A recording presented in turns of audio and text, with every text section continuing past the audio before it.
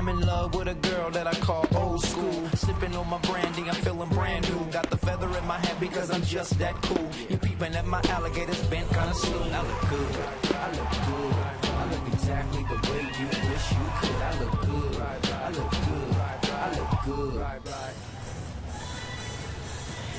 Brandon Morrow was looking good against Tampa Bay August 8, 2010. That was his game. He had 17 strikeouts. Became just the fourth pitcher since 1954 to record at least 17 strikeouts, tossing a complete game one hitter.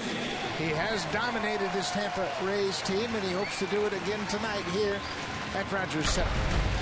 Tampa Bay has struggled a bit. They've lost 6 of their last 8. Top of the orders, Zobrist, Upton, and Matt Joyce. This season against the Blue Jays, Joyce has been a real pain in the side. 2 doubles, 2 home runs right here in this ballpark, and he has filled in the role at the third hitter. Evan Longoria is on a disabled list, and they expect him to be out 6 to 8 weeks. Carlos Pena, Luke Scott, Sean Rodriguez. Will Rhymes wasn't with the ball club the last time the Blue Jays faced Tampa Bay here early in April. Chris Jimenez is the catcher, and Elliott Johnson has taken over just about every day at shortstop. And Brandon Morrow has really become the team's most reliable starter this season. Dominant lately. 4-1 record. He threw a gem versus the Los Angeles Angels. That was a 3-hit shutout. He followed that up with a season-high 10 strikeouts in 6 innings versus Oakland. He had gone 23 2/3 innings without giving up a run. The last time he lost a game, it was to Tampa Bay right here. Allowed a season-high 6 runs, 8 hits in 6 innings, but his last 4 since that start has been outstanding. 4-0, 30 strikeouts and just 5 base on balls, 4 of them coming in his last start. Yeah, big difference in his first 3 games compared to his last 4. He's allowed only 1 home run in his last 4 starts, and he gave up 6 in his first 3 starts. He's doing a better job of keeping the ball in the ballpark. And he talks about the timing mechanism on the mound. When he gets the ball out of his glove a little bit quicker, it gets his hand on top of the ball, and he can drive it to the lower part of the strike zone, throwing fastballs. And he's always got that little extra in the tank if he's got to reach back for a little something extra with guys on base. Ben Zobrist has been hitting leadoff. They have made some adjustments. Desmond Jennings had not been playing because of a sore knee. He slid into home plate last Sunday and hurt his knee. We just now found out that Desmond Jennings has been placed on the disabled list, and Stephen Vogt has taken his spot. So with Jennings on the DL, Zobrist has taken over as the leadoff hitter. Just hasn't been able to get it on track just yet. Ben Zobrist had a great year last year for Tampa, but this year the numbers, he just hasn't been able to find his stroke yet. There's a strike. It's 1-1 to Zobrist. You know what? I think there's a lot of hitters around the American League really scuffling right now, and the pitchers have come out of the chute with the upper hand. You know, one thing that we have seen a lot of this year, a lot of cutters, a lot of sinkers. It's not that power game that we have seen in the past. Get a lot of ground ball outs and have short innings. Upstairs, it's 3-1.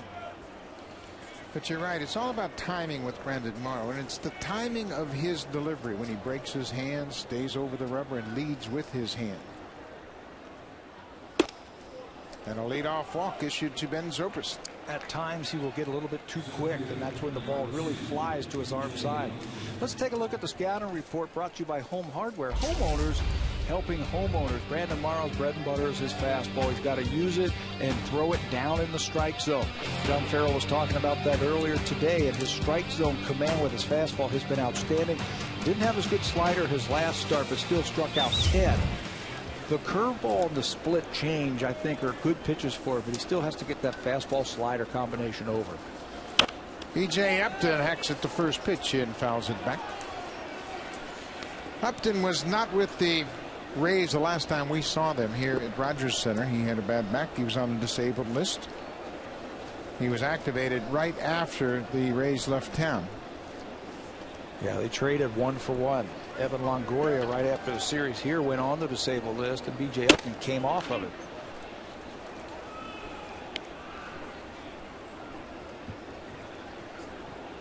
The Rays have gone 14-7 since he was activated on April 20th. He's obviously the defensive anchor in center field and a pretty potent bat.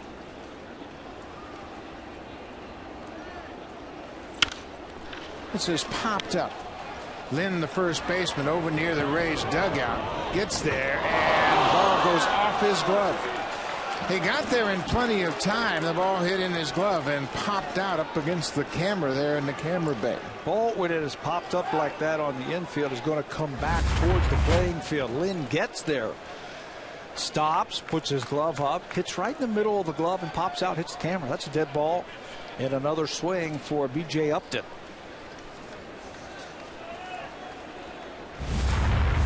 And did everything right. He got right to that wall, stopped, and then had time to look up, but the ball just hit in the middle of his glove.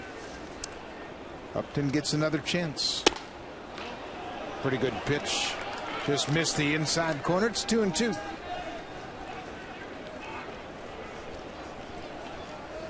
Lindy will be charged with an error on that play. That will be his 4th error of the season.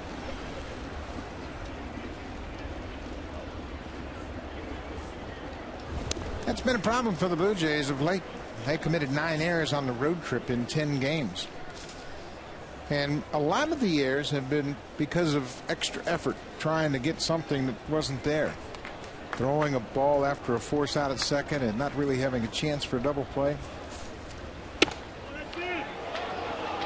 The pitchers have made 6 errors this year. That's surprising. A lot of throws on pickoff attempts, or they were getting the cutoff balls and they would throw it down to second base. How about comebackers to the mound? We saw 2 of those out in Los Angeles in one game. Jason Frazier and Luis Perez.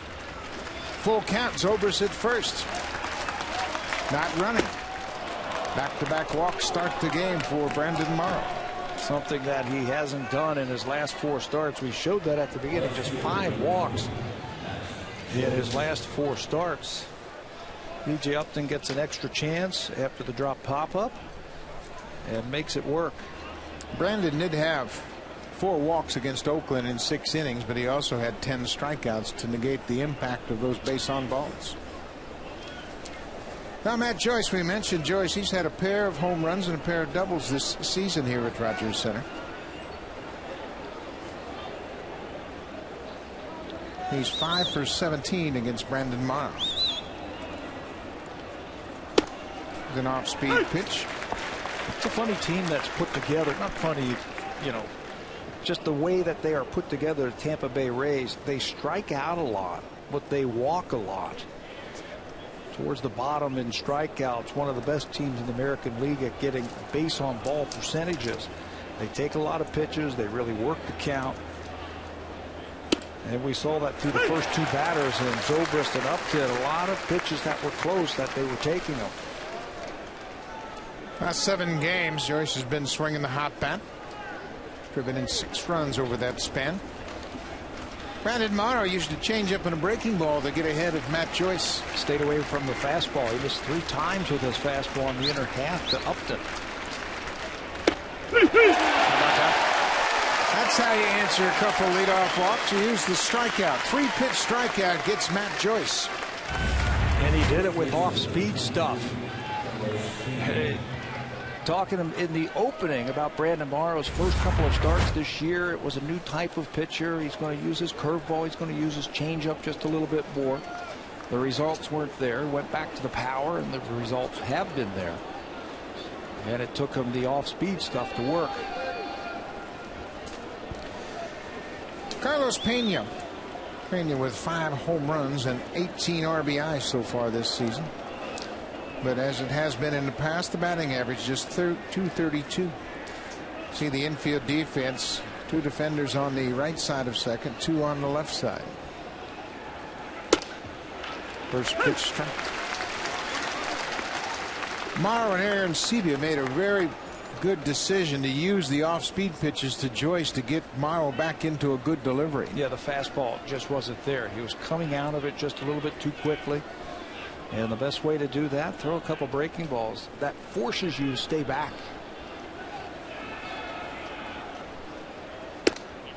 Changeup that wouldn't sail off the plate.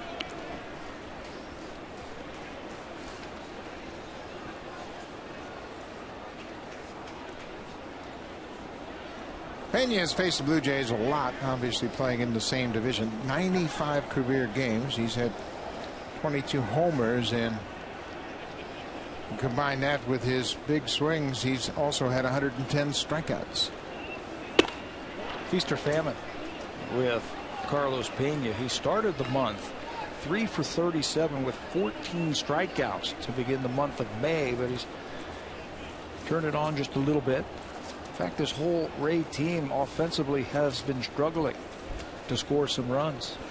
Rays as a team batting just .230 with runners in scoring position. Cut out and missed. Got a foul tip into the glove of Aaron Sebia. It's 2-2. Luke Scott, the DH, on deck. That's one of the things that we have seen from the Rays this year that we haven't seen for a couple of years. A little bit more power in the middle of that lineup. Matt Joyce, 7 home runs, Pena with 5, and Luke Scott with 7.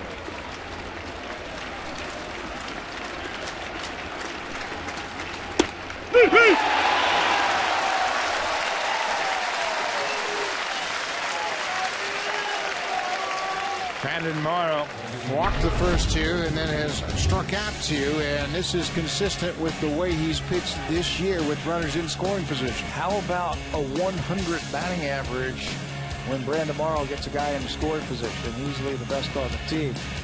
And I think a lot of it has to do with his ability to strike people out, reach another level.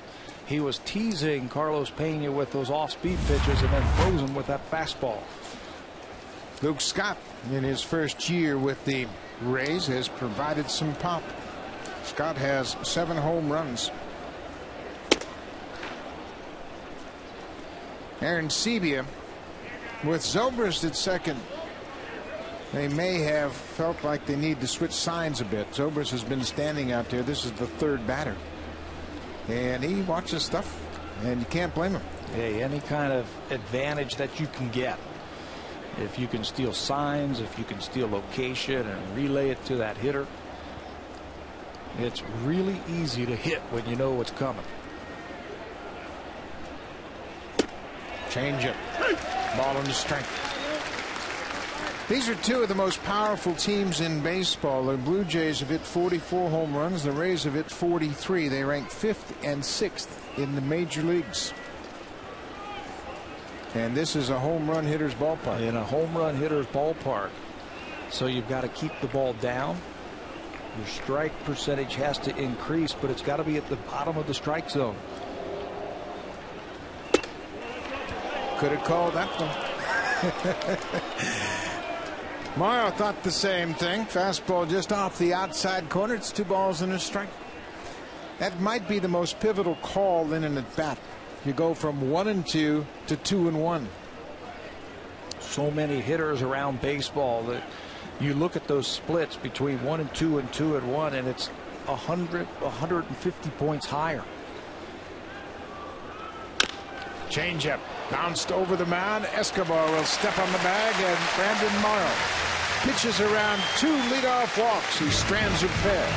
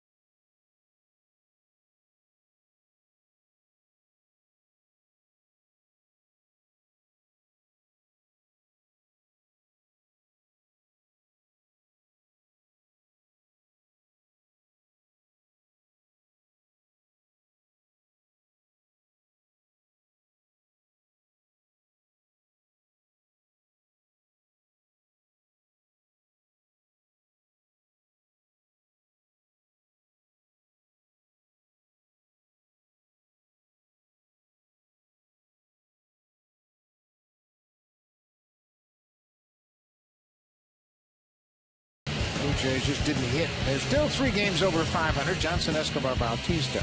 Adam Lind is back up in the cleanup spot, and you can see his career numbers against Jeff Neiman suggest he should be in that cleanup spot.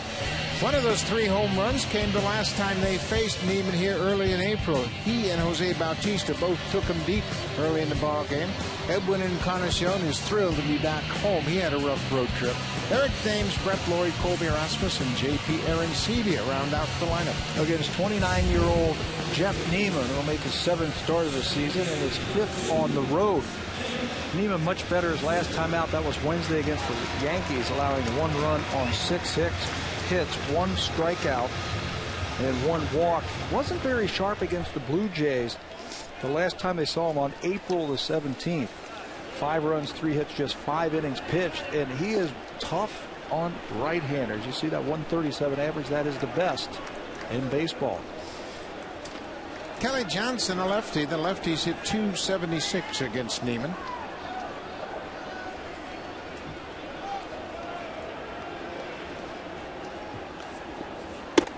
High fastball. Kelly Johnson has reached base 11 of his last 12 ball games. On the road trip, he hit .262 with a homer and 4 RBIs. Using the whole field. You pitch him away, and he can hit the ball hard away. High and deep to right. This got the distance. It is just foul.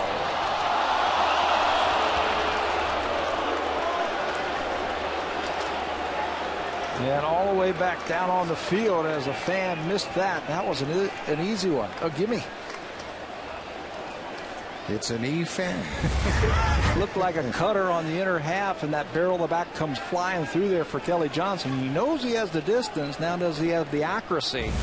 And it's just foul. And there's a base hit past second. Zobrist over quickly to cut it off. Johnson has now reached in 12 of his last 13 games. A leadoff single. He looked comfortable on the first pitch, and he looks comfortable on the second pitch. A pitch that is elevated. Looked like he tried to backdoor cutter to Kelly Johnson. He was thinking about 2 as that ball was shot through the infield and into the alley. Zobrist did a good job of getting over there, cutting the ball off and holding him to a single. Yunel Escobar, he had a great road trip. He hit .324 on the trip, had a .410 on base percentage. It's all become the norm since he's dropped into that 2 spot in the lineup.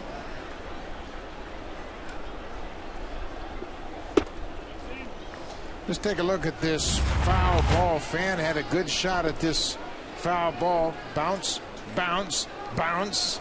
Maybe he should get 2 errors on that. So you think the game is easy, huh? Hit it right in his lap. Well, we just made you a star, my man.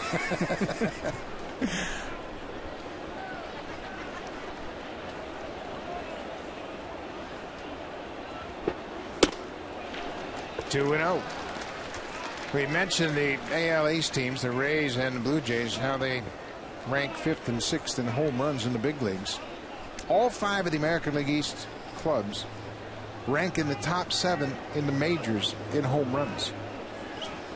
It is built for power. The ballparks, the ball just flies out of it. Ball is hit into center field. B.J. Upton coming in. He makes the catch. Escobar is retired.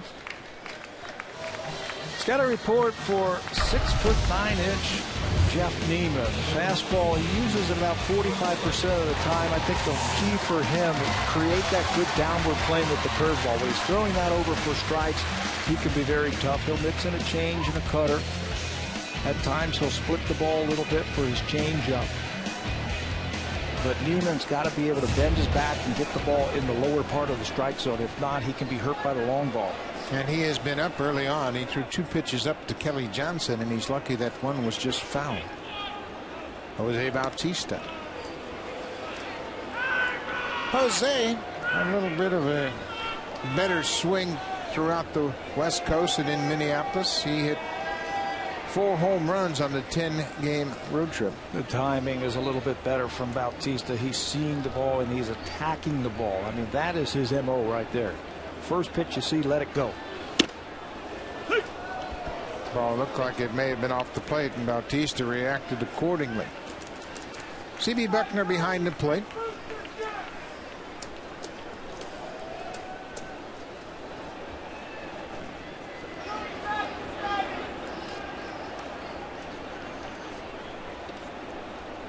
Chris Jimenez offering 4 different pitches before Neiman saw one he liked.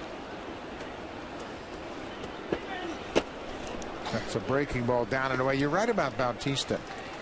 In the past, the last 2 years, when he was the reigning home run king, he was all about swing, swing, swing, no. Yes. Yes, I know what you're talking about. So far, the first few weeks of the season, it was like, is this one going to be a strike? I'm not real sure. Boom, right down the middle of the plate. And then you start talking to yourself. Good swing there. It looked like an off-speed pitch. Might have been the splitter. You start doubting yourself when you start taking pitches that are called strikes that are right there. This one hung up right for him. But that's the type of swing that we have seen Bautista for the last couple of years. And that's when he's got a chance. Yeah. You don't want your number 3 hitter just trying to feel for the ball and just massage it the other way.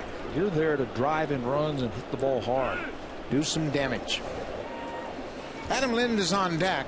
You mentioned Lind had been in the 8th spot in the order. Going back to the Oakland series, he is back in the cleanup spot tonight. Inside. You know what that does when you've got that aggressive approach? I think you see balls a little bit better. I think you are able to recognize pitches a little bit better when you are thinking aggressively. How many times did we say Bautista hit another home run on the first pitch he saw last year? It just seemed like we said, well, every week we were saying that. 2-2. There goes Johnson. Bautista had a good rip and fouls it back. And it's been an ongoing problem, and Bautista's trying to address it every day. He and Dwayne Murphy work at it every single day. They look at video, they try to figure out things, and this is what's really surprising. His 154 average at home, and this has always been a great hitter's ballpark.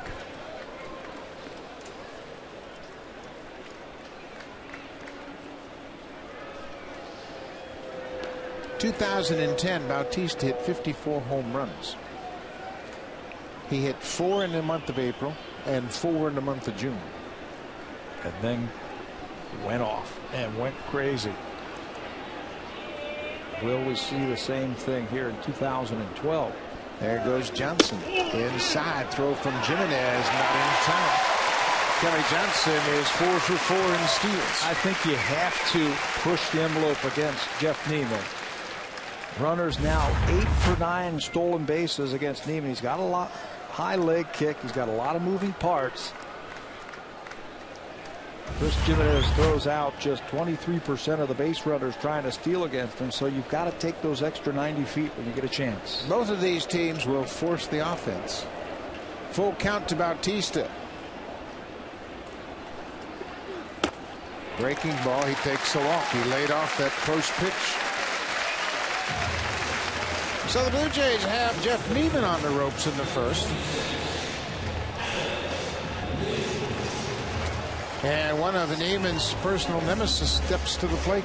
Big numbers for Adam Lind in his career versus Jeff Neiman.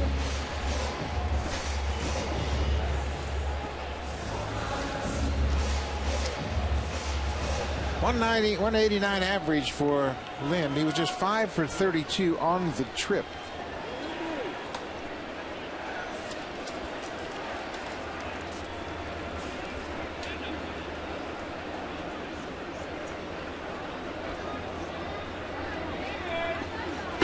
Down and away. Give me an idea. Lind's numbers against Neiman: 464. That's 13 for 28 with 3 homers. And both Neiman and Lind are aware of that. This might be just exactly what Lind needs to get going. He was another one who was getting caught in between, taking pitches right there. And right towards the end of that road trip, he started swinging a little bit more aggressively. Right on the outside corner.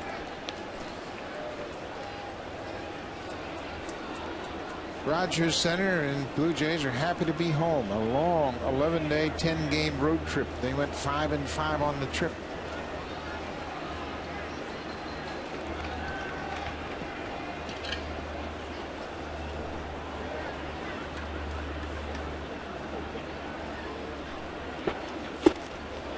Good swing from Lynn, and Neiman took something off the pitch. Yeah, and he's staying away from Adam Lynn. I think the only ball that he's going to see on the inner half is a pitch to possibly push him off the plate, rush him back just a little bit, and open up that outside part. In that start back in April, Bautista homered in the first inning. Lynn had a single in the first, and then a 2-run home run in the third off Neiman. Bautista was officially 1-for-1 with a homer, sac fly, and a walk against Neiman. Lynn was 2-for-2.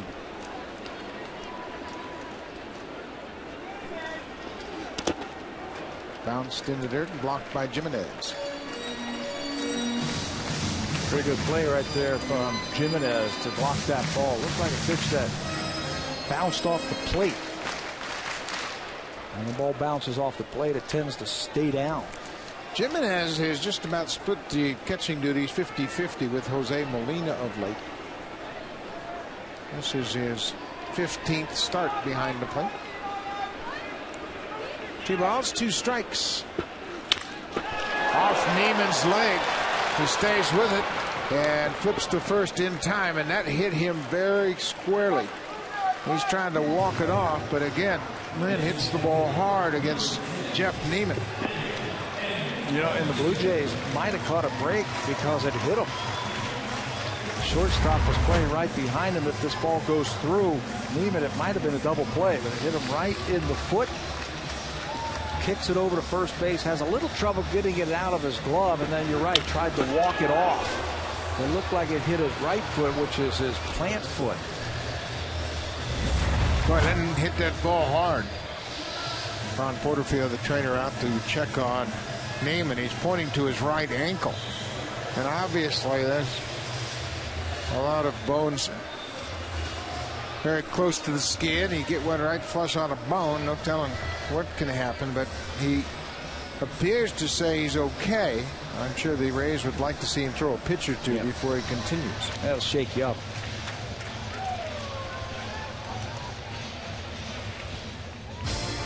Save during the homeowner sale. Only at Home Hardware and Building Center locations. Homeowners helping homeowners. Beautiful night in Toronto. The roof is open. It's the first of 2 games against Tampa Bay. Jeff Neiman, the Rays starter, got hit on the right foot on the comebacker off the bat of Adam Lynn, and he said that he's going to be okay. While we have a moment here, I'd like to send some birthday greetings to Ernie Hughes, who will be 95 years old tomorrow.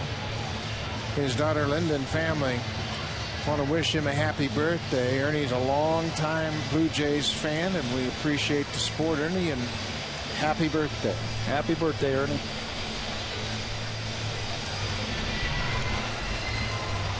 So Madden and the trainer return to the dugout.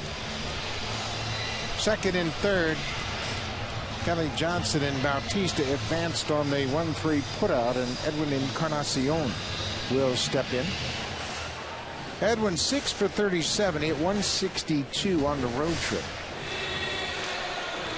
But that was a hard 162. In my mind, there were a couple balls that he launched in Los Angeles that were just knocked down in those nighttime air out there. Sent the outfielders right to the wall. He had another one in Oakland. Fastball catches the outside corner. The Blue Jays as a team have hit 262 here at Rogers Center compared to 226 on the road. Johnson at third, Bautista at second.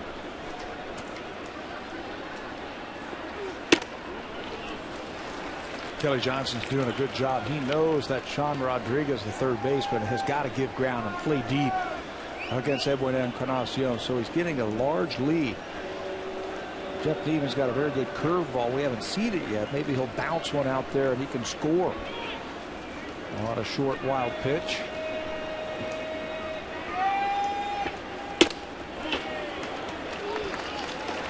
Neiman is flirting with danger in my estimation. He's pitching Edwin away, and that's where he is the strongest. All throughout the 10 games on this last road trip, everybody pounded him in. And Edwin's hit 377 in this ballpark. Remember the home run he hit to right field, a 3-run homer that he launched into the bullpen in right field.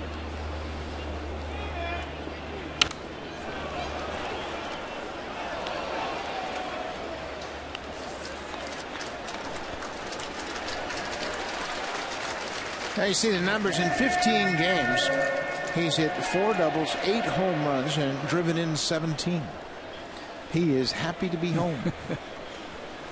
His road average for the season is just .210. 2 balls, 2 strikes, 2 outs.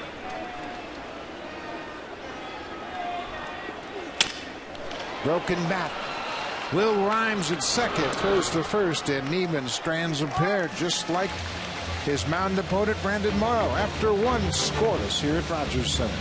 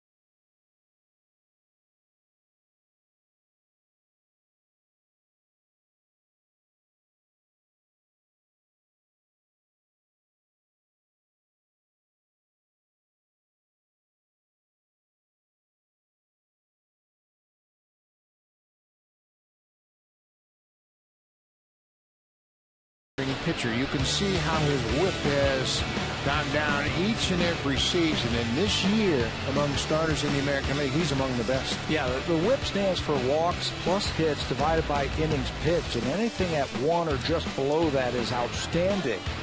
He started a couple of years ago at 1.5, 1.3, down to 1.29, now under 1. And if you're not getting guys on base, and that's a true barometer, those are the things that you can control. You can give up a hit or you can give up a walk. If you're not giving up base runners, you're not giving up runs. Sean Rodriguez playing at third base in the absence of Evan Longoria. And he's behind 0-2. Brandon Morrow is 4th in the American League in ERA, 2.27. Drew Smiley of the Tigers, 159. Jake Peavy, 189. Jason Hamill, 209, and then Morrow. Just such a different pitcher this year. The one stat that I looked at with Brandon Morrow this year is his pitches per inning. That has gone down also, and that certainly helps you to go a little bit deeper in the ball games. Ball is popped in the air behind second. Kelly Johnson out. Bautista calls him off. 1 down. When you talk about the evolution of Brandon Morrow as a starter, you can see 2009, 10, and 11. His ERA was over 4.5, and his WHIP was over 1 1/3. And this year, it's a totally different Brandon Morrow. That Brandon Morrow from 2009 to 2011 didn't understand himself, didn't control his body.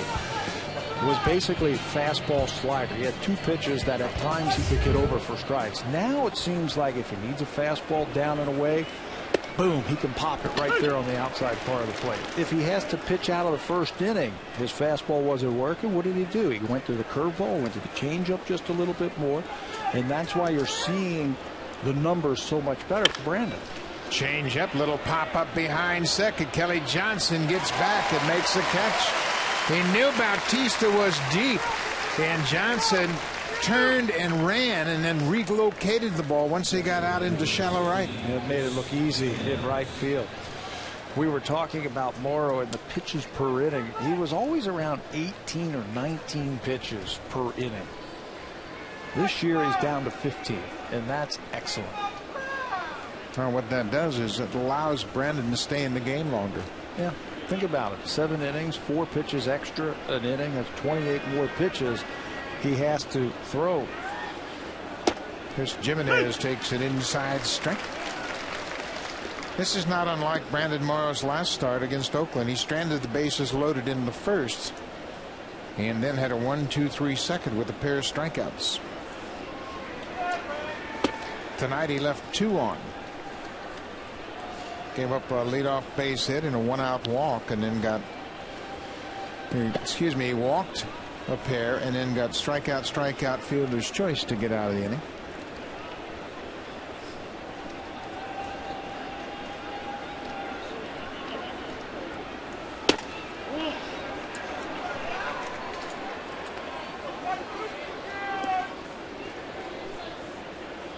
As long as he's close, as long as he is down in the strike zone, good things are going to happen. You're going to see the Rays start to swing at those type of pitches if they're down and if they're around the strike zone.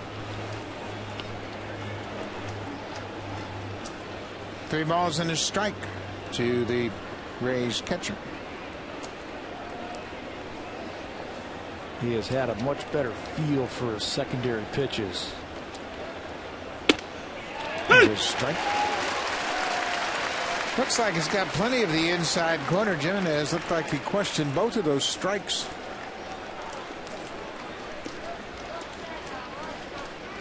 Full count.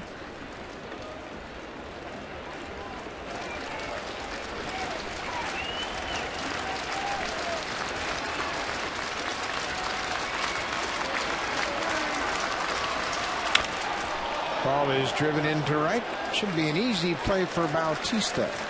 It is. The Rays go down in order in the second.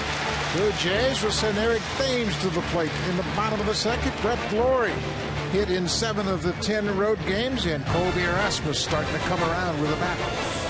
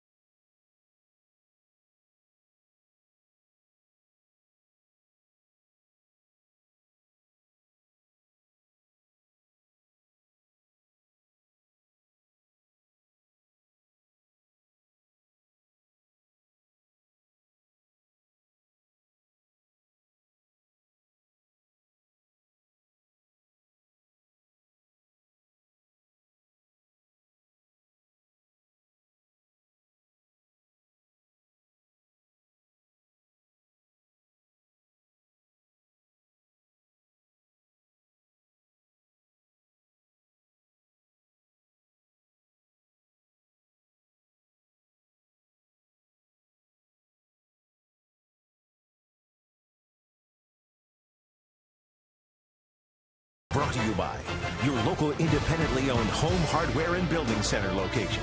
Homeowners helping homeowners. Lake Ontario is starting to get busy as the weather's warming up. Joe Madden, the Rays manager, out to talk to C.B. Buckner. And this might have something to do with Jeff Neiman being hit by that comebacker. And now they're going to go out to the mound. And Dale Scott is the crew chief. And Buckner is conversing with Dale Scott right now. And I'm really not sure what this is about, but Joe Madden wants to come out. It is about Neiman. Yeah, he's bringing the trainer out with him, and Madden wants to say, you know what, let me check with this guy, and I don't think he's going to let Neiman continue. I don't think Joe wanted to cross the line to talk to his pitcher and get called for one trip. But the trainer is a long-time trainer, and he understands exactly what's at stake here. It's not about one game. It's about a long-term pitcher. Ron Porterfield has been here 16 years with the Rays, and you can see Joe Madden's pulled out his lineup card out of his back pocket, and Porterfield has probably got the say in this. Listen, I don't think he should continue, and he's not. So Neiman will leave the game. He was struck on the right ankle in the first inning on a comebacker off the bat of Adam Lind, and looks like they're going to make a change. Jim Hickey, the pitching coach, has now come out of the dugout to check with Joe Madden to make sure who he wants to come into this ball game. Hickey's the pitching coach, and they want to make sure. And you can see they're conversing right now. It's got to be somebody like a Wade Davis. Davis has started in the past for him, and they put him in the bullpen. He and Jeff Neiman went down to the last week of spring training fighting for that 5th spot. So we'll just have to see what they're thinking. Well, they have a lot of options, and while they sort things out, we'll take a break, and we'll come back when the Rays bring in the pitcher.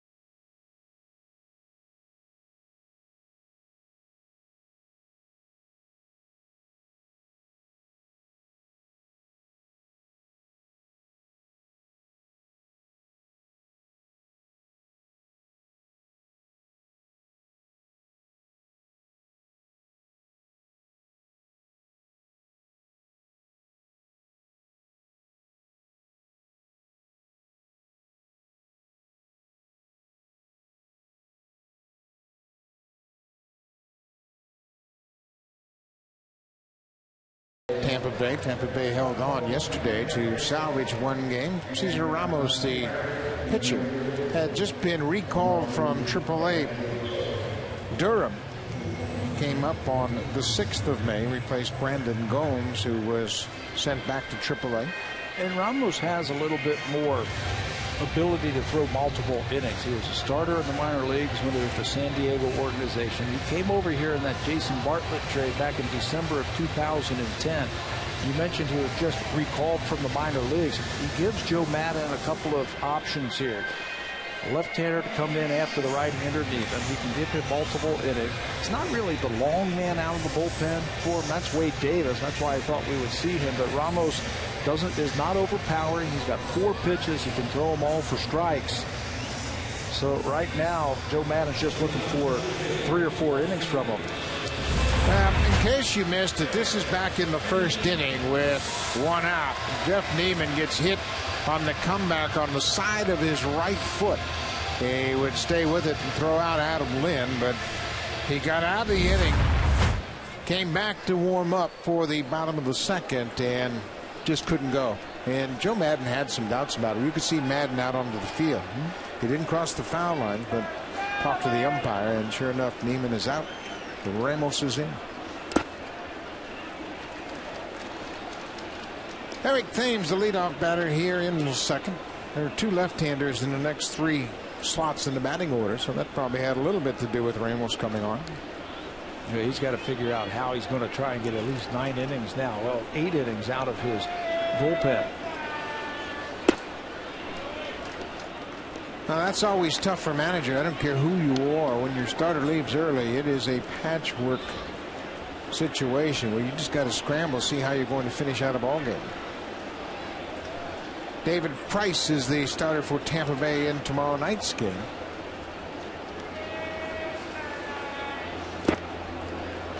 (3-0). Well, I tell you one thing. That's one thing that really is difficult for any baseball team, to deal with short starts. We just left Minnesota, and that was a real concern for their ball club. But Tampa Bay has always been among the leaders in starters pitching 7 innings or more. That's why their bullpen hardly got any work last year. They had the fewest innings of any major league team because their starters were so good. They would give Joe Maddon 6, 7, 8, 9 innings every single night.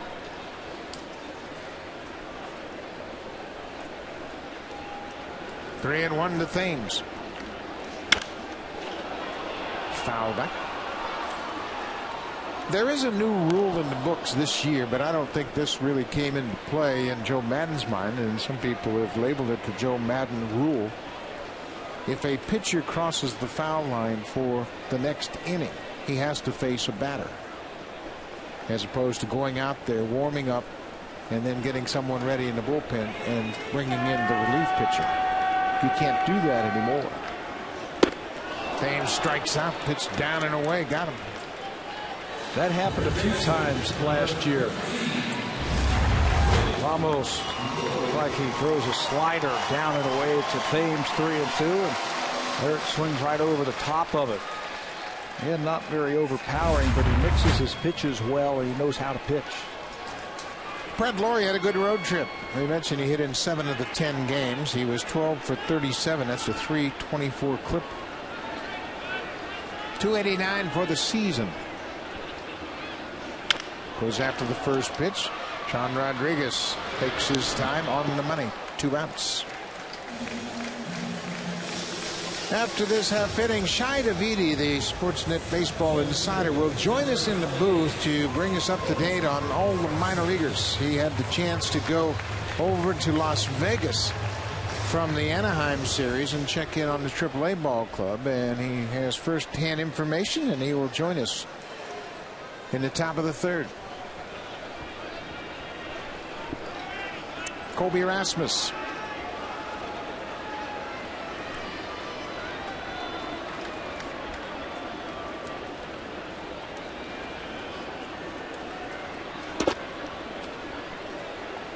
So a little bit short of the mark.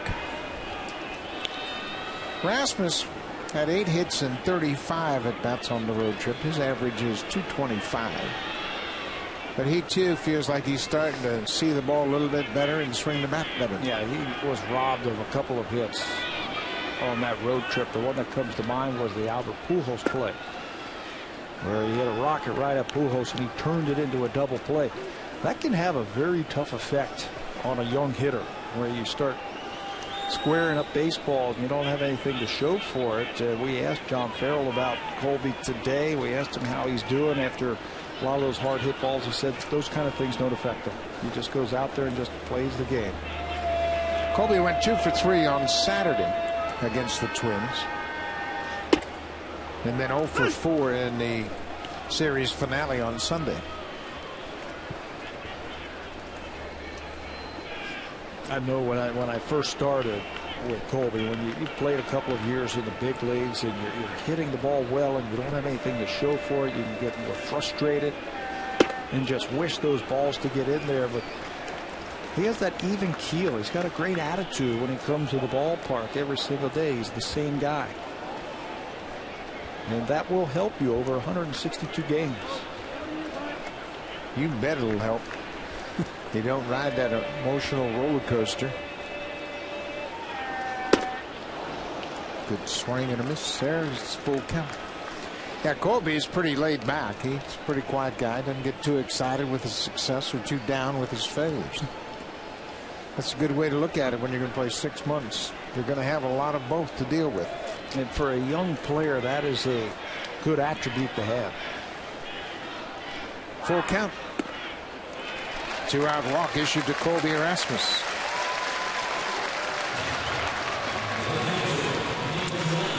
First game of 7 here on this homestand. The Tampa Bay Rays in for 2. They'll be followed by the New York Yankees Wednesday and Thursday, and then interleague play begins here on Friday night. The New York Mets and red-hot David Wright will be in town. This is a big homestand, I think, for the Blue Jays, and I think they sense that also. I think there was some disappointment after a 5-5 road trip that they felt like they could have played a little bit better and won a few more ball games. Well, you look at the upcoming schedule, and they have the Mets here. Then they go to Tampa Bay for 3, have an off day, take on the Rangers for 3 down in Arlington, and then right back here for Baltimore. Baltimore is just not giving up. They are playing some good baseball right now.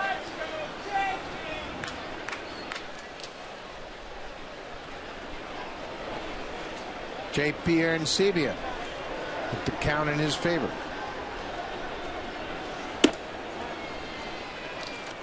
Arancibia looks like he's loading up. He had a great at bat yesterday in the 9th inning. They needed a base runner. They were facing the closer of the Minnesota Twins, and he took what he gave them.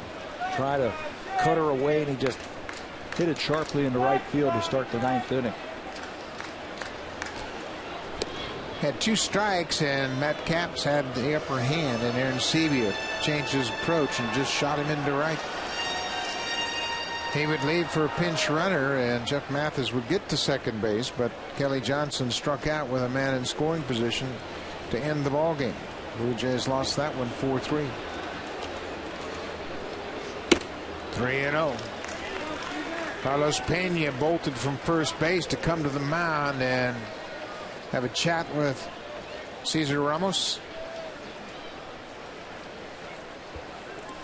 Pena is back with the Rays after 1 year in Chicago. He played with the Cubs, and bringing Pena's bat back and signing Luke Scott. Yeah. The Rays have really added some power. And the leadership also in that glove over at first. Back-to-back 2-out walks.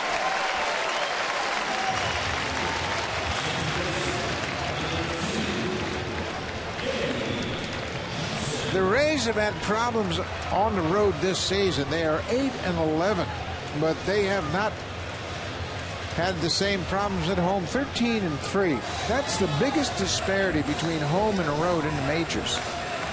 And they have absolutely worn out people when they get them in Tropicana Field, but they haven't had much success on the road. They'd like to see a team play 500 at least on the road. On the road, yeah. Dome field advantage, I think. It's kind of like the Minnesota Twins when they were in the Metrodome. They know all the oddities of that ball field because they play there every single day, and you go in there, if you're not familiar with it, they can steamroll you. Now David Price on the bench. He will start the game tomorrow. Price is 5-2 with a 2.98 ERA. He'll make his 8th start tomorrow against the Jays. Kelly Johnson singled his first time up. That came against the right-hander, Jeff Neiman.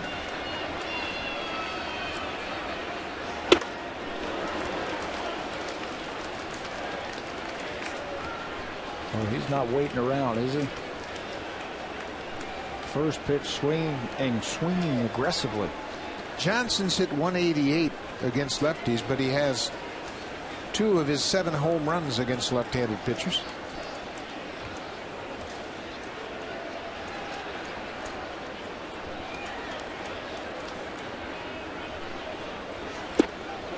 Went too far.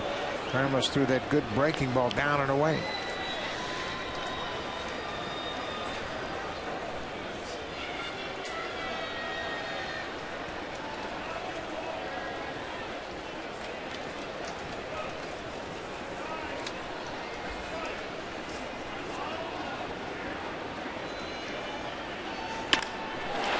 Base hit left field. Rasmus is around third. Here's the throw from Matt Joyce. It's winding him up. The Blue Jays have taken the lead. Kelly Johnson delivers his 19th RBI of the season. A 2-out single to left. And a mistake by Cesar Ramos. 0-2. They wanted to go fastball up to try and then set him up for something away. And instead of setting him up, he threw him right down the middle. You could see Chris Jimenez, the catcher, signal that he wanted that ball up. He doesn't get it up, and the ball is slashed into left field. No chance to get Rasmus at the plate. Kelly Johnson opens the scoring with that single. It all started with 2 outs. Ramos walked the 8 and 9 hitters and turned the lineup over. Escobar takes his strike.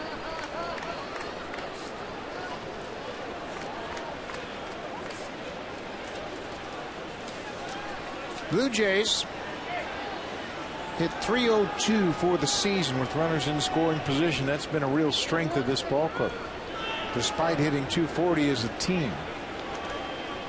I'll take those clutch hitters all the time. They knock you in big runs. I think their 2-strike approach, 2-strike, 2-out approach has been good since the beginning of the season. Escobar fouls it back. It's quite an improvement over last year. As a team last year, they hit .237. That was 12th in the American League with runners in scoring position. They just had too many guys with too many holes in their swings. It's been a concentrated effort. Something that they started in spring training. They wanted to work on. They wanted to become a little bit tougher outs with 2 strikes. And it certainly shows. 0-2. Strike 3 call. Ramos bounces back and makes a good pitch with the fastball as the Blue Jays will leave a pair, but they've taken the lead. Kelly Johnson with an RBI single. Escobar looks at a fastball.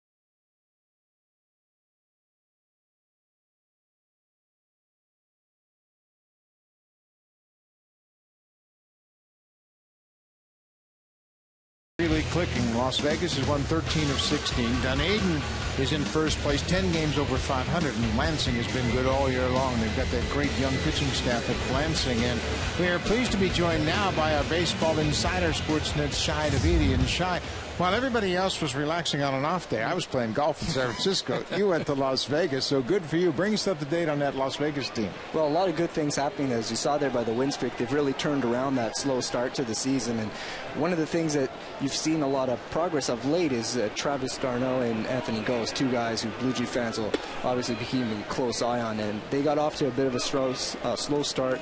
The jump in the level may be affecting them, but they picked it up of late. What have they been doing now, besides getting hits and all that kind of stuff? Have they been making some adjustments? Well, with Ghost, it was pretty interesting. I was talking with Marty Brown, the manager there, and he said that Ghost kind of has a decision a bit to make to find out what his identity is as a hitter. You may remember from spring training, the Blue Jays talked about wanting him to drive the ball a bit more, and he certainly has that ability, but in Brown's eyes, his talent or his best asset is being on first base and creating some chaos there.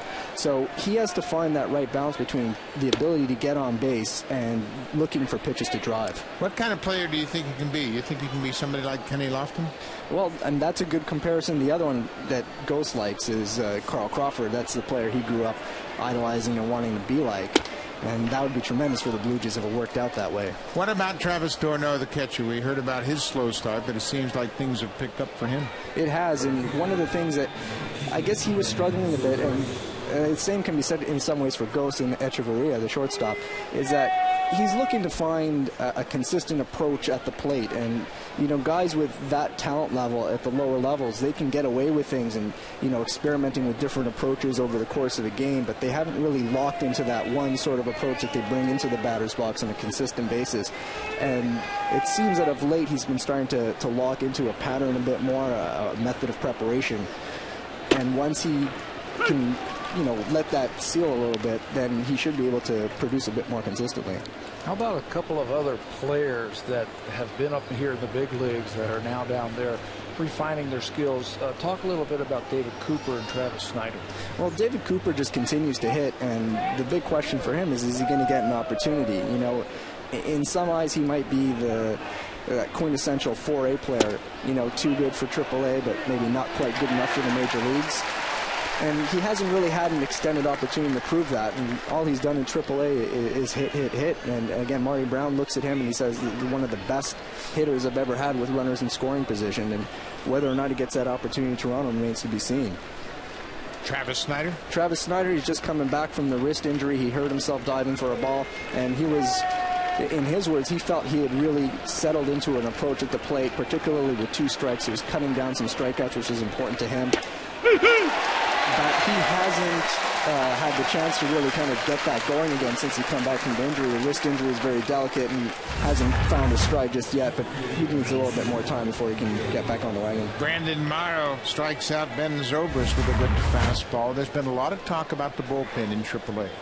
Ryota Igarashi, the Japanese player that signed from Pittsburgh right out of spring training, and Chad Beck. How about those two guys, and how close might they be?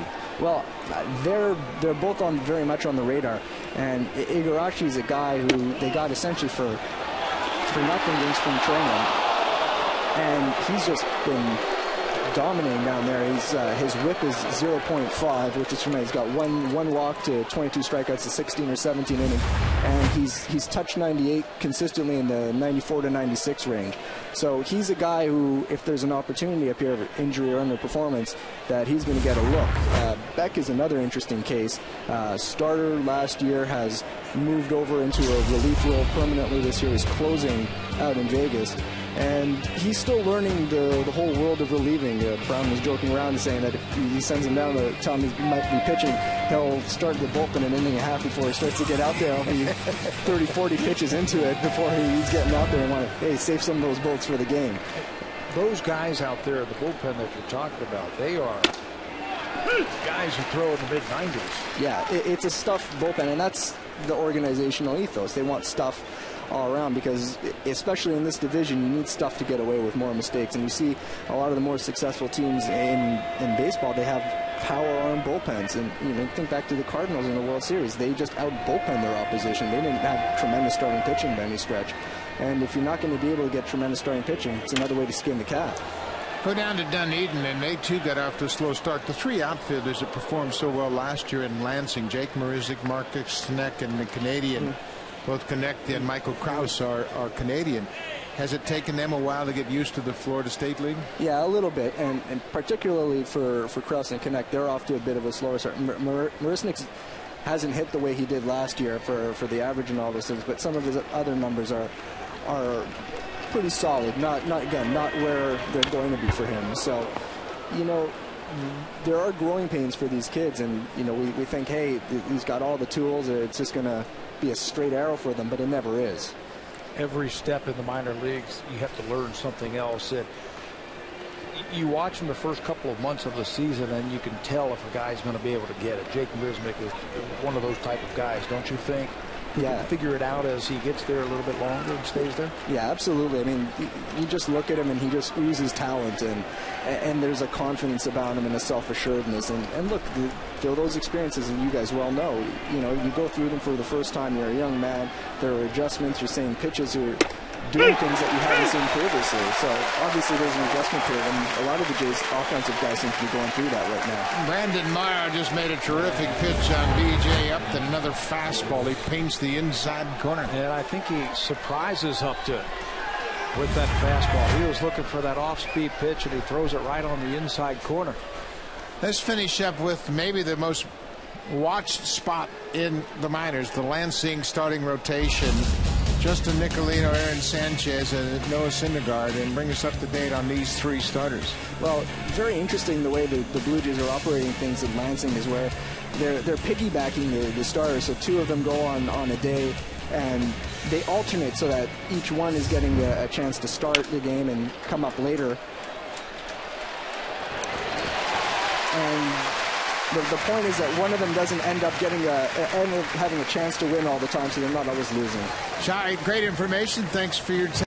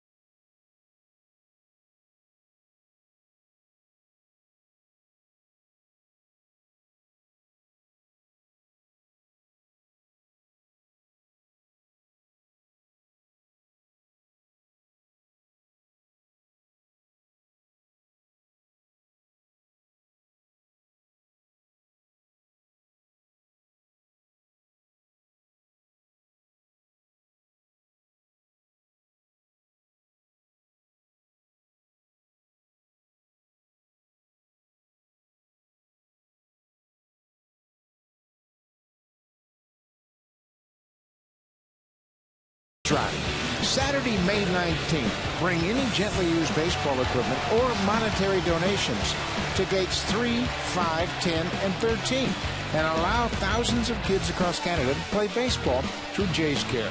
Visit BlueJays.com/Rookie League to make a donation. 1-0 Blue Jays lead it. Kelly Johnson with a 2-out RBI put them out in front.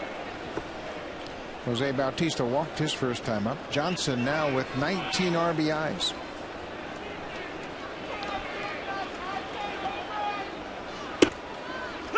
Ball on the strike. It's always great information when we have Shai on. I mean, he really does a good job of finding out all the information, especially with those young kids. Yeah, he went from Anaheim after the Angels series and went to Las Vegas and spent time with Marty Brown and the AAA team on Monday. You were flying home to Cincinnati and I was playing golf. And Shai was working. Yeah. Somebody's got to work. Baseball. What was that last Monday, right? 2 balls and a strike. Time to unload right here. Look for that pitch on the inner half. See how far you can hit it. Didn't get it. Down and away. Joe Madden respects Jose Bautista. He continues to overload the left side of the infield. And he doesn't want to give in to him. There you see the 3 defenders on the third base side of second. Times that can really mess with your mind, but you've got to go up with that same mindset. Bounce to third. Sean Rodriguez, long throw. Bautista's retired. 1 out. Let's check in with Jamie Campbell.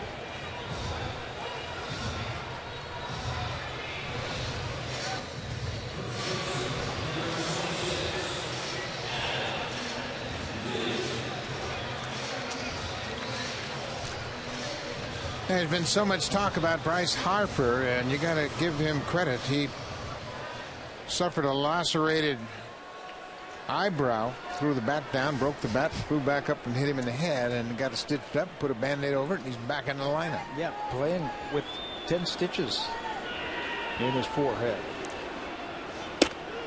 I guess you figure if you are dumb enough to do that, you got to get back in the lineup quick, huh? You can't come out of the lineup. If you go to the manager and say, look at this. I hurt myself. Yeah. A lot of managers you'd have to duck. Can't lie about that one either. No, you can't hide it, huh? At the ballpark. Yeah. You know? Ball and a strike, 1 out. We are in the bottom of the 3rd inning.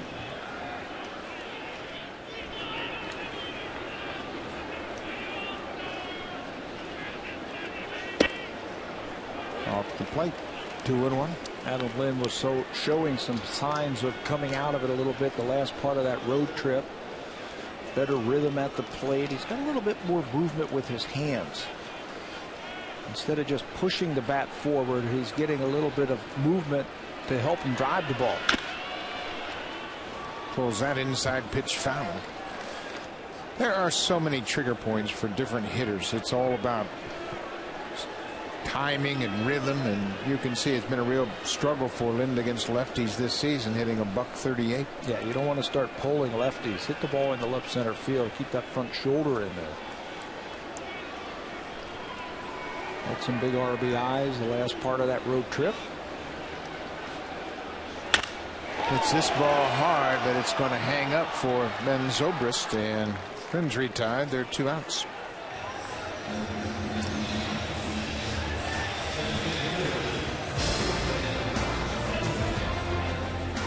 Save during the homeowner sale. Only at Home Hardware and Building Center locations.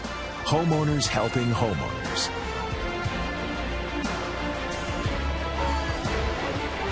From the top of Rogers Center, looking out over Lake Ontario, Edwin Encarnacion steps in the box with 2 down.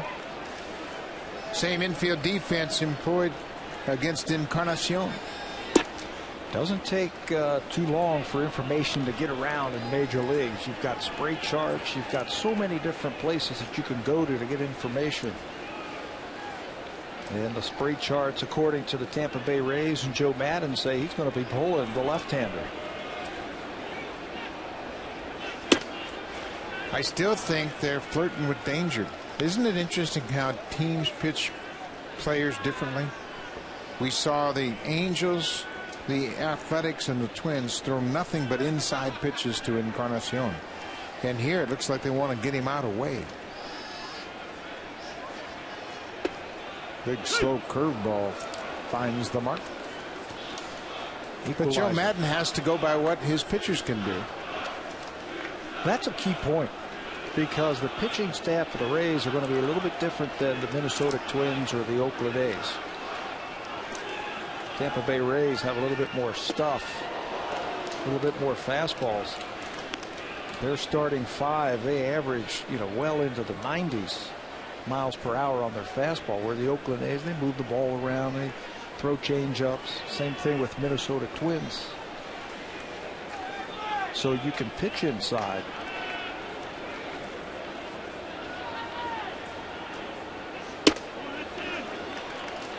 He took a shot at the inside corner and just missed.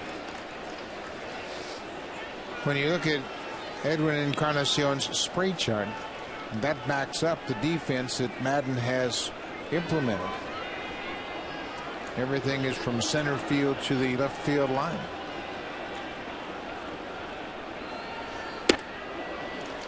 And Encarnacion will take a 2-out walk. This is how the rally started for the Blue Jays in the second with 2 outs. Also, you get that reputation when you can hit the home runs like we have seen from Edwin Encarnacion. You're getting 3-2 breaking balls. Yeah, Ramos tried to trick him with that off-speed pitch.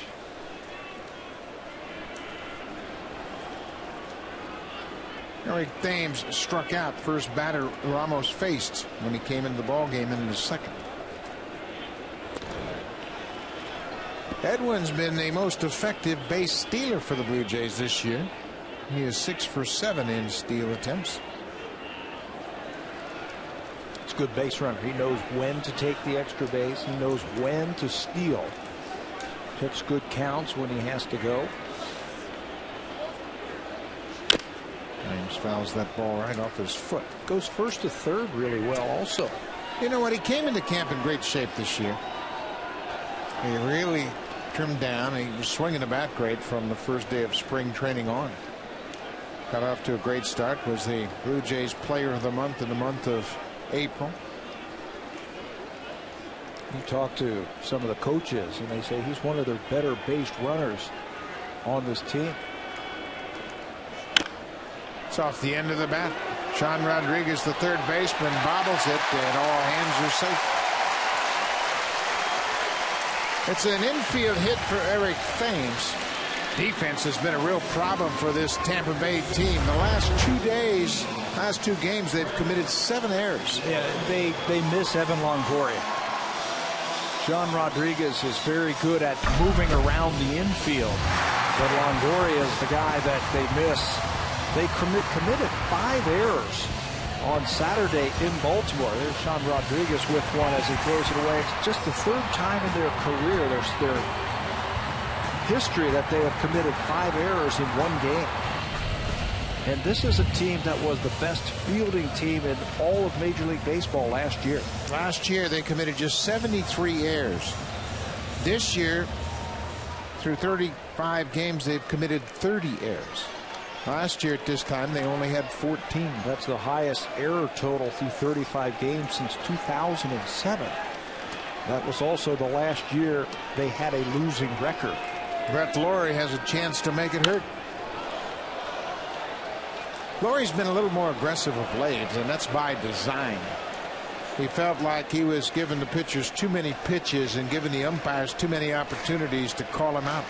Dwayne Murphy loves that approach. Yeah, he has been talking about that since the opening series in Cleveland, about being a little bit more aggressive, especially early in the count when pitchers are just trying to get ahead of you, strike one.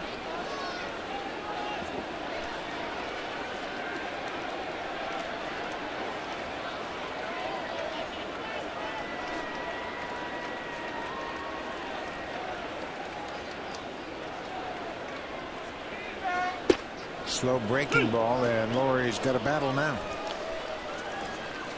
0-2. He does a good job of that too. With 2 strikes, his ability to shorten it up, he'll choke up at times on the bat and close off left field and just try and hit the ball up the middle or the other way.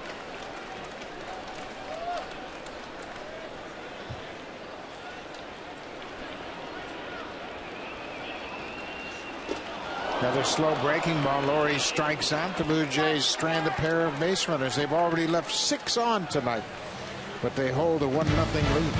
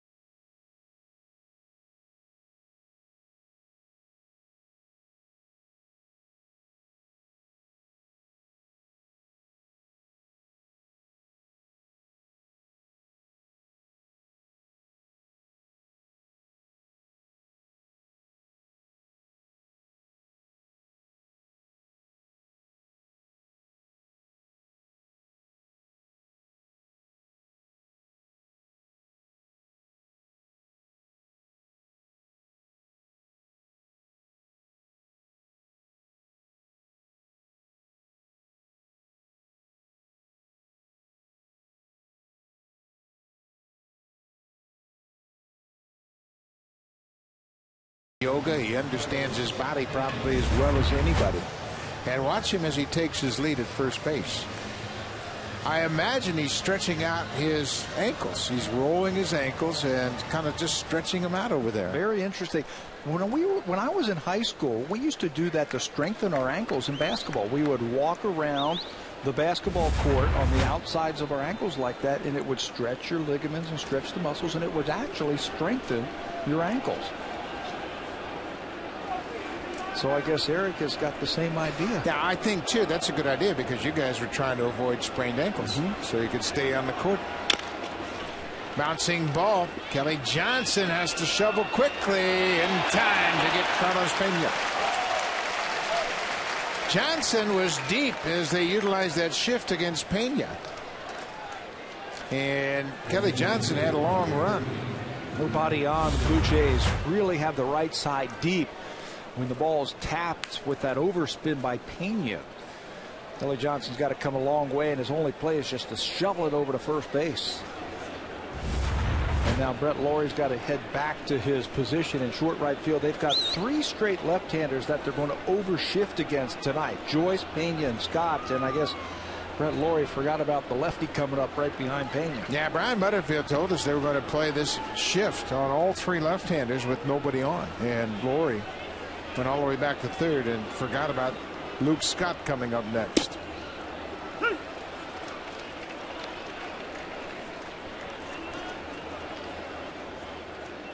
Luke Scott is a very detail-oriented hitter. He keeps a notebook on every pitcher, every pitch, the count he has hits in, what pitch it was. A lot of guys rely on video and make notebooks, but he makes a note in his book just after every at-bat. Oh, he can hit. He was in the farm system with the Indians, and we would go into the meetings in spring training, and we would talk about hitters, and it came down to him and another kid in A-ball. I picked the other guy. He's been out of baseball for about 5 or 6 years. Torey Lovella was there. He said Luke Scott can hit. He'll be in the big league someday. And I'm like, are you sure about that? I like this other kid. Well, you can see who's in uniform and down on the field and who's up here. Torey Lovella was a manager for a long time in the Indian system.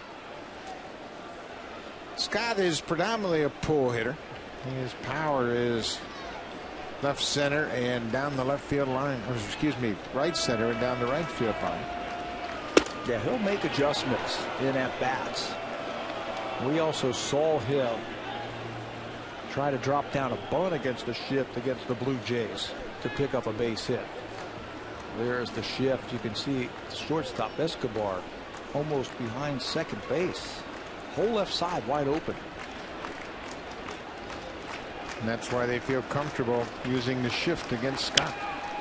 He's not one that's really going to try to go the other way by design. We will see him try to bunt from time to time, but Brian Butterfield will give him that bunt. Yeah. If 2 strikes, he said if he wants to bunt with 2 strikes, more power to him.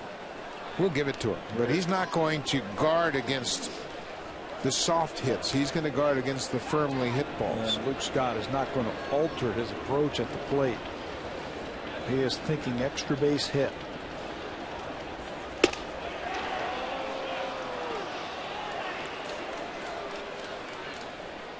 Full count.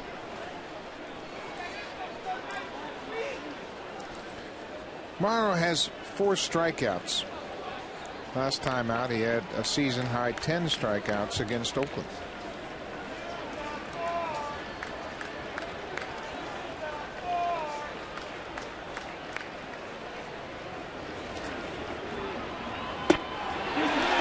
Scott went too far. There's another strikeout, and this time it's a changeup and a good one.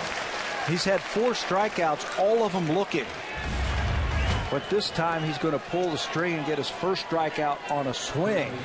Luke Scott knows he went around a little bit too quickly. That's respect, throwing that 3-2 changeup to Luke Scott.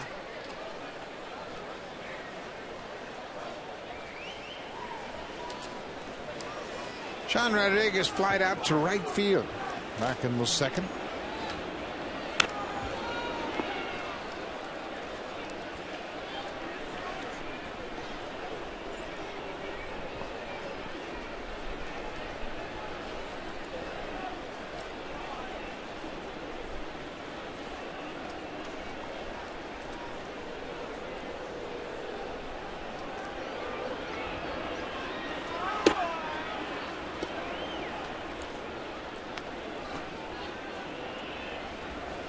Brandon Morrow, we have talked about his development. And there's Scott talking to Eric Sheldon, the hitting coach of Tampa Bay.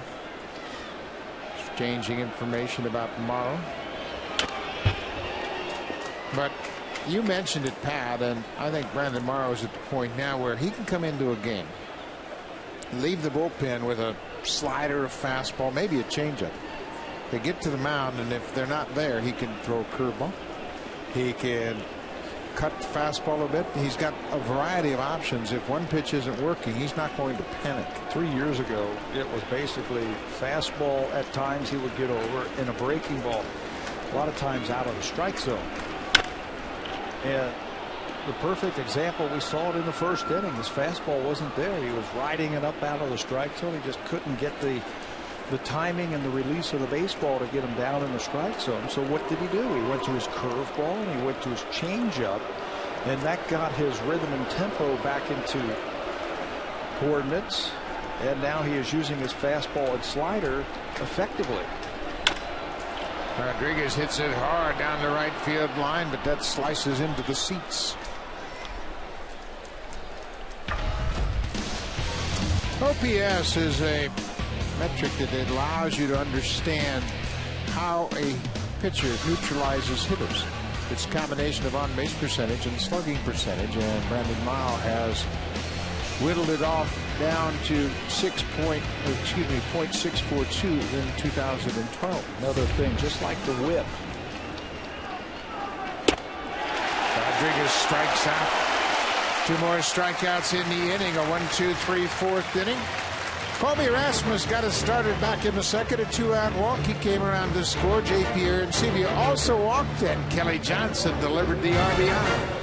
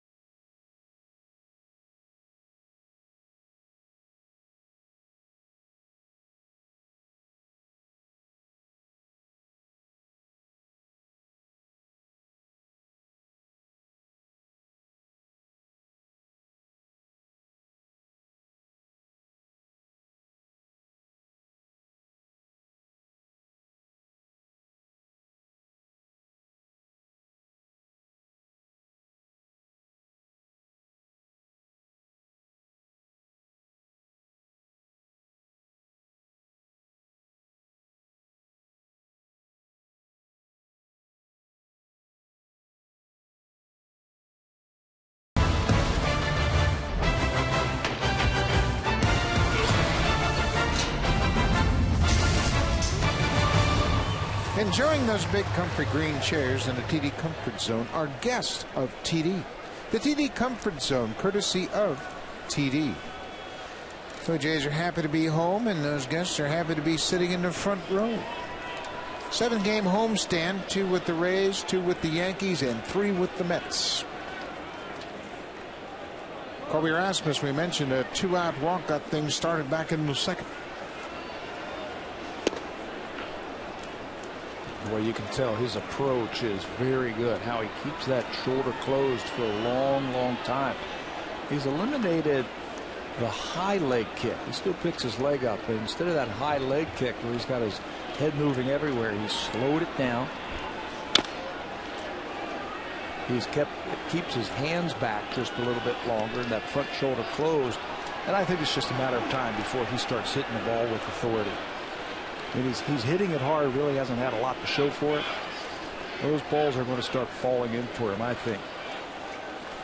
Rasmus, in his first full season with the Jays, came to Toronto in a deal last July from St. Louis. Bounced foul. Rasmus hit .276 with Cardinals in 2010.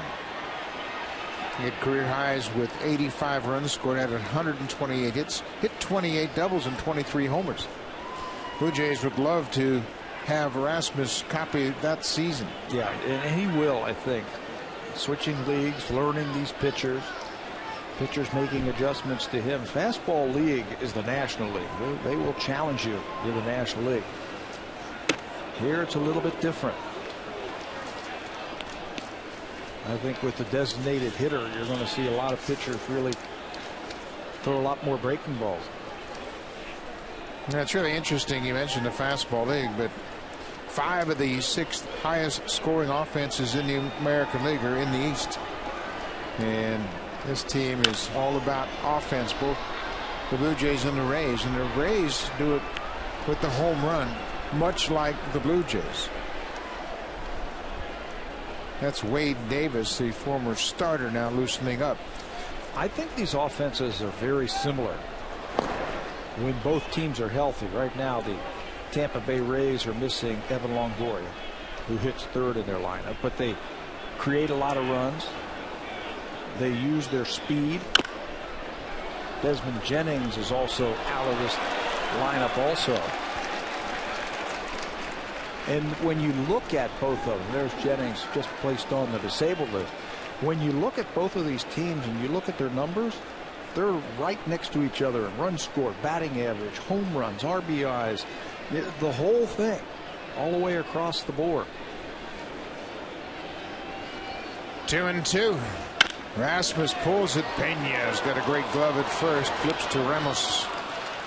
That's been a familiar theme for Colby Rasmus. Run differential. The Rangers far and away the best in the American League. They're the Blue Jays plus 22, more than the Yankees. The Orioles are plus 15. How about that? 3 of the top 4 teams in the East are in the top 5 in the AL in run differential. Rangers blowing everybody away. 80+ runs. You saw that last night with the Rangers wearing out the Angels, and Jared Weaver was the starting pitcher in that game. Not a good day to be a starter. Rangers have already scored 207 runs this year. How about that?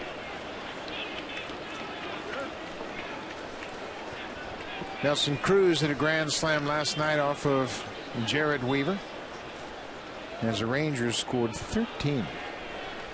And it doesn't make any difference if one guy cools off. They've got 3 more guys that can pick up the slack. Yeah, they haven't been clicking on all cylinders yet. Cruz was a little cold when they were here at Rogers Center, and there's no Josh Hamilton here. Fouled back into the feet of the catcher. 1-1. In last night's game, Texas had Elvis Andrus get 4 hits. Nelson Cruz got 4 hits. Mike Napoli, the catcher, was 3 for 4. Had 19 hits. Jared Weaver had thrown a no-hitter against the Twins a couple of starts ago, and he gets pounded on. Went 3 1/3, gave up 10 hits, 8 runs. He had given up 9 runs all season long until last night. Beware when you go to Texas. Foul back to the screen.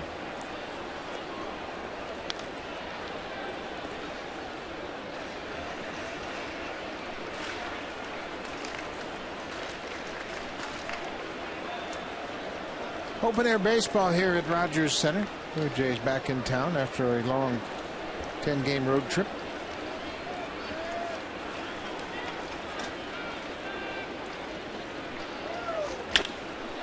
Pulled to the shortstop. Elliott Johnson takes his time. That was a strike to Pena. 2 outs.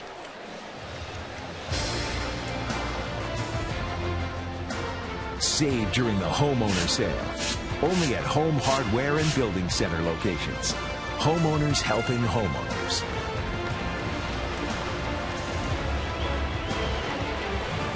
Cesar Ramos doing a nice job in relief. He gave up a run in the 2nd inning. He came on early as Jeff Neiman was knocked out of the game literally by a comebacker off the bat of Adam Lynn.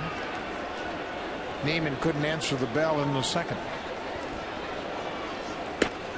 Ramos gave up a 2-out base hit to Kelly Johnson, the only run of the ball game.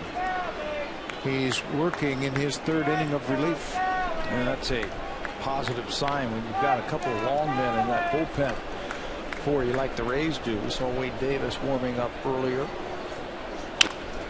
Off the end of the bat, Rodriguez waits on it and throws Kelly Johnson out. Ramos gives the Rays 3 good innings of relief. It's a 1-0 game. Now it's time for a Blue Jays Central update.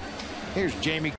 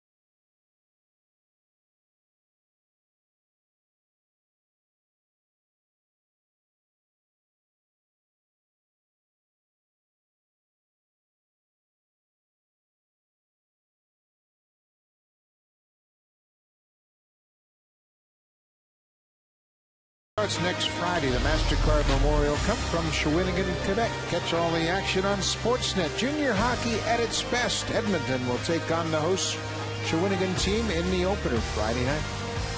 Great hockey action. It begins 7 p.m. Eastern Time. That's 4 p.m. Pacific Time. The Great Memorial Cup right here on Sportsnet. Great view of downtown Toronto. The CN Tower standing high above Rogers Center. It's a 1-0 ball game. Brandon Morrow with 6 strikeouts. That was the first pitch to Will Rhymes, who pops it out of play. The Rays have had to do some shuffling on the infield with the injury to Evan Longoria. Sean Rodriguez had played some shortstop, had played a little second. Longoria, of course, was playing every day at third. And when Longoria was injured, they called Will Rhymes up. They pride themselves in being a team that has a lot of interchangeable parts.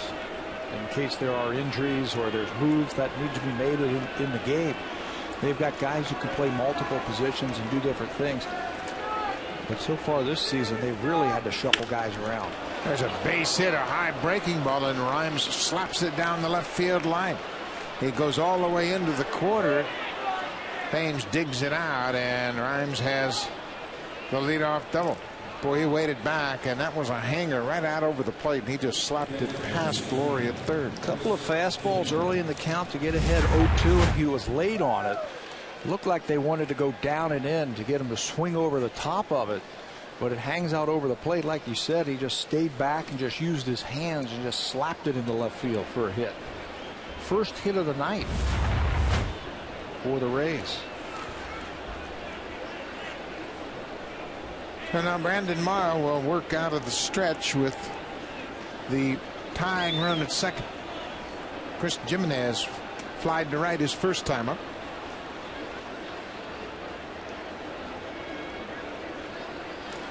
Blue Jays are guarding against bunt at the corners. Jimenez not showing bunt. Takes a fastball upstairs. Hey, Laurie even with the bag at third.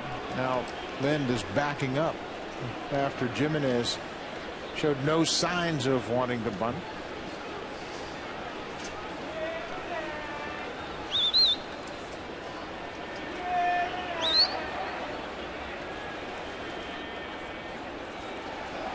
Always a chess game when these two ball clubs meet up. They're usually really good games too. There's a strike. That's a ball and a strike. Both of these teams will battle you all the way to the end, and they're very entertaining. Rays have had the upper hand the last couple of years against the Blue Jays, but they've been good baseball games. Chicago White Sox have 10 sacrifice bunts. Seattle has 7, and Seattle has 8. Tampa Bay has 7. High fastball. For comparison's sake, the Blue Jays have just 3 sacrifice bunts. Something you don't utilize a lot in the American League. Yeah, and you don't see them bunting second or third in the 5th inning down by a run. A lot of times Tampa will use that sacrifice bunt, the suicide squeeze, to score the run. Ball is driven to right. Bautista back. He is there. Tagging at second is Rhymes. The throw is cut off. Jimenez has a productive at bat as he drives it to right deep enough to advance the base runner. Flew out to right field last time up. Stayed back on that pitch from Brandon Morrow. Was able to drive it deep enough for Rhymes to tag up, and now the infield will probably come in. And this is where it gets really interesting with the Tampa Bay Rays. The Rays have been known to bunt. They'll utilize the squeeze. Elliott Johnson can handle the bat. All kinds of things. And you can see Escobar and Laurie at third comparing notes. You've got a strikeout pitcher on the mound, and you've got a guy, like you said, can handle the bat, so they are liable to do anything. And believe me, the Blue Jays know this, and they defend this. They practice defending this. Yeah, the Blue Jays have certainly paid attention to what Tampa Bay does in these situations and have practiced every situation possible over the course of spring training. It's a good time, I think, to put a pickoff play on. Hard fastball away. Down and in. It's 2-0. Joe Maddon knows that he just can't stand and go toe-to-toe offensively with most clubs in the East. So he will roll the dice. Elliott Johnson 4 for 12 with runners in scoring position. He's got Rhymes at third now.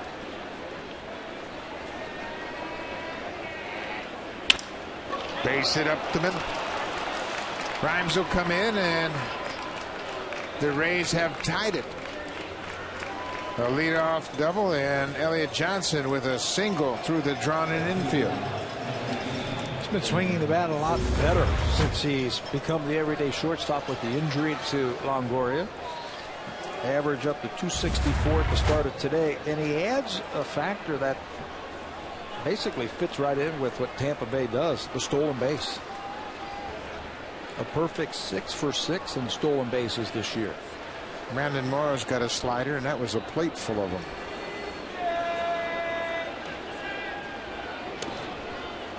We'll take 4, please. Yeah. We're on the 4th floor. Boy, they look good, too, don't they? Maybe we better make it 6. Yeah. Well, we've got another guy up here. That's what I meant. I was going to share with Scotty. 1-1 ball game. We are in the top of the 5th, and as usual, Tampa Bay and Toronto playing a tight ball game. Elliott Johnson delivered, and Kelly Johnson has the RBI for the Blue Jays. Johnson's already had 1 stolen base here tonight. That came back in the 3rd inning.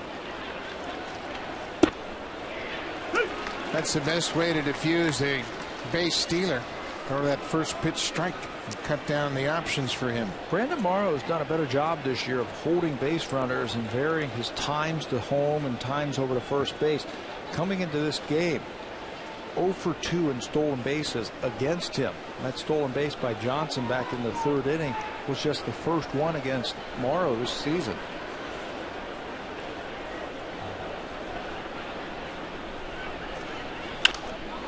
Well, Morrow did a good job of holding the baseball and really freezing Elliott Johnson at first.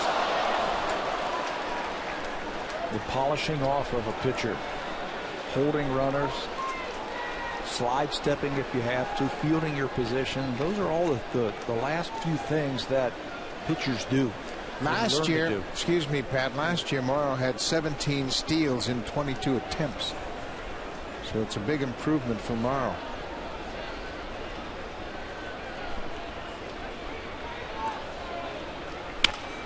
On the ground, Kelly Johnson comes after it quickly to second. They'll have no chance to double up Zobrist. So they got the lead runner, keep him off the bases in scoring position. We mentioned Tampa Bay has had the upper hand in the head-to-head battle since 2008. The Rays have won 49. Blue Jays just 26. ERA much better. They've hit better. And they've scored more runs. Yeah, they haven't really outscored them by a lot or out-homered them by a lot. They've played good defense. They've got great starting pitching, and they've come up with a ton of clutch hits to beat the Blue Jays. Blue Jays have not won a series against Tampa Bay since August of 2010.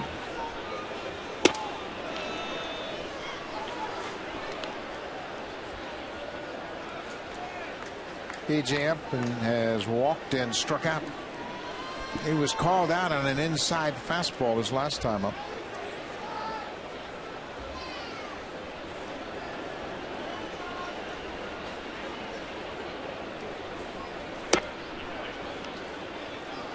Two and 0.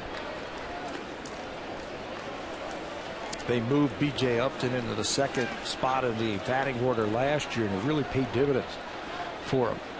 He was hitting in front of Evan Longoria. Joe Madden figured he'll get more fastballs, and it paid off. Had a big second half last year for Tampa.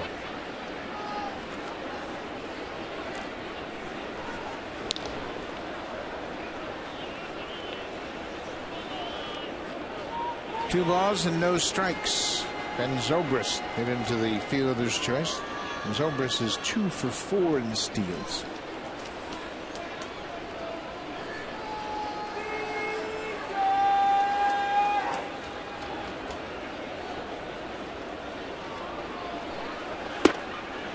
Staying inside on Upton, but they missed the inside corner. It's 3-0.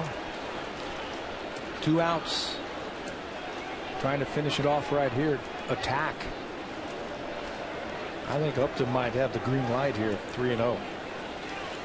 It's always a good pitch when you're facing a hard throwing right-hander where the batter can really start that bat early. Cheat to the fastball.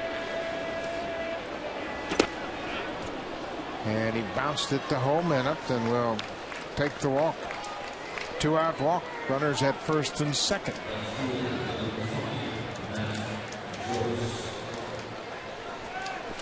Morrow went 6 innings the last time out, and he is up over 80 pitches here tonight. A little conference with J.P. Aronsebi. That'll give him a chance to catch his breath. Morrow threw 114 pitches in 6 innings against Oakland. Season high 114. 4 walks and 10 strikeouts will run that pitch count up.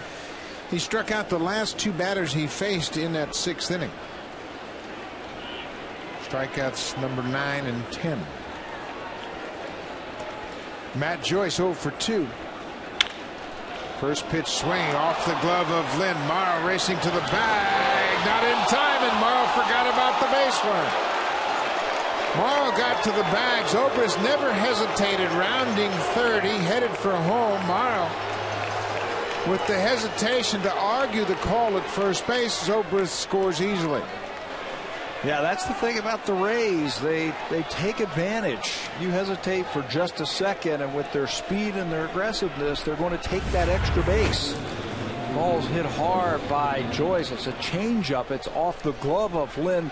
Kelly Johnson backs it up, and with a head-first slide, he is called safe by the first base umpire. That's Bill Miller. But watch Zobrist at second base. He is not taking anything for granted. And when Morrow doesn't turn to look, he is able to score the tie-breaking run. They take advantage of your mistakes. Lind charged with the air. Zobrist scores from second. Tampa Bay leads 2-1.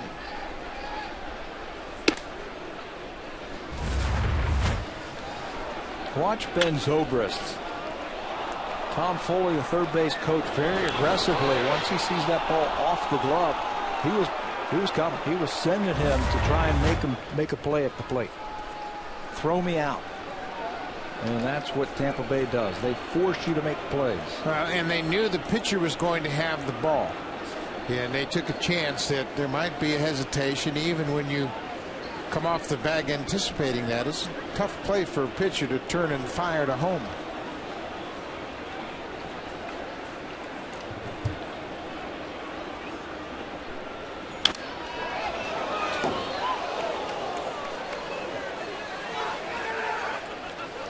Adam Lind with 2 more errors tonight. That runs his season total to 5. Had a pop-up that popped out of his glove over near the first base camera bay. Upton ended up walking that in the first inning, but Morrow got out of it. And then that play off the bat of Matt Joyce, who ruled an error by the first baseman.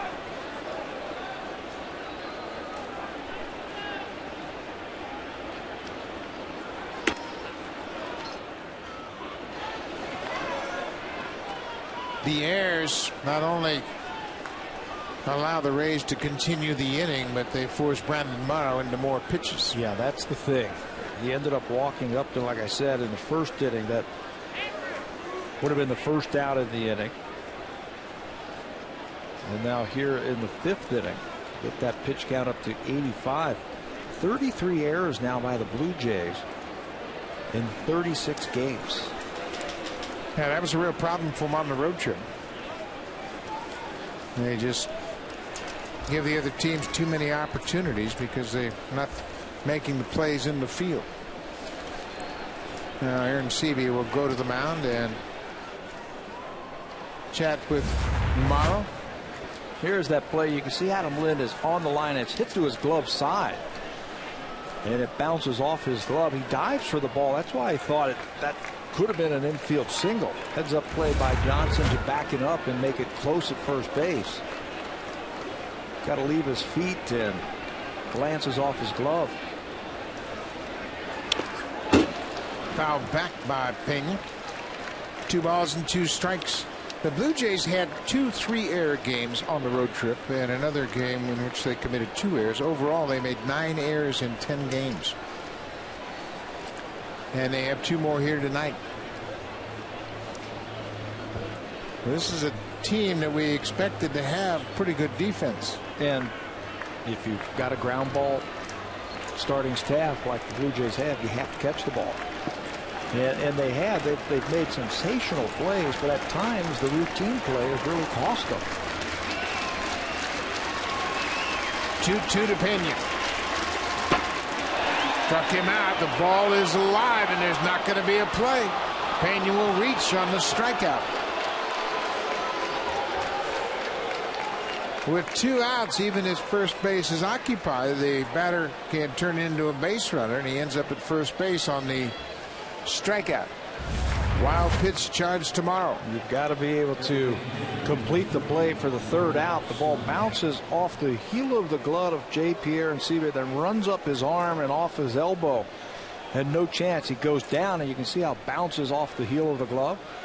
Pena gets a second chance and beats the play over at first base. So now, excuse me, Buck, he's got to really work out of some problems now. Chris Walton's out to give Morrow a breather here.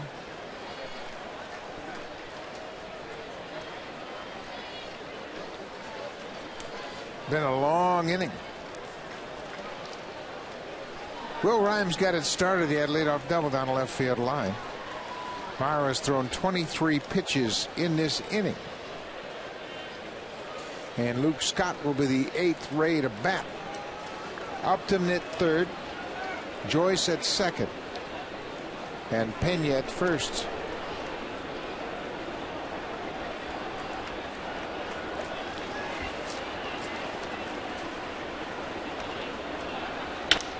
Luke Scott, base hit to left field. 1 run is in. Here comes a runner around third. The throw to the plate is offline.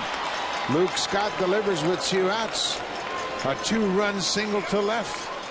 You were talking earlier about Luke Scott being a very smart hitter and making adjustments. He hits well with runners in scoring position. 321, and he just takes what Brandon Morrow gives him. Watch this swing. He doesn't even finish it. He just uses his hands and lines it into left field. 2 more RBIs. That gives him 26 on the season. And it's a very productive at-bat by Luke Scott. And the Rays will send the 9th man to the plate this inning, Sean Rodriguez.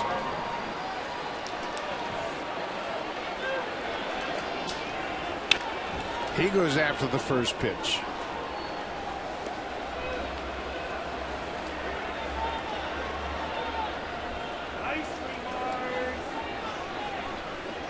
Tampa Bay, an opportunistic team. Number 7 hitter Rhymes with a 2-strike double down the opposite field, left field line, and he started the inning. The Rays have scored 4. Rodriguez drives it to the gap, and Bautista's not going to get it. It bounces up against the wall. Pena's in to score. Right behind him is Luke Scott. And Sean Rodriguez drives in 2 more. It's a 6-run inning for Tampa Bay. And all of this with 2 outs. Coming up with some clutch hits and clutch situations. Big blow. First by Luke Scott, and then this double by Rodriguez to the gap in right center big field. It's a fastball that's elevated, and he just shoots that ball into right field. Drives in his 10th and 11th runs as the ball bounces high off the wall. 6 runs here in the 5th. And this is the guy that got it all started, Will Rhymes, the second baseman.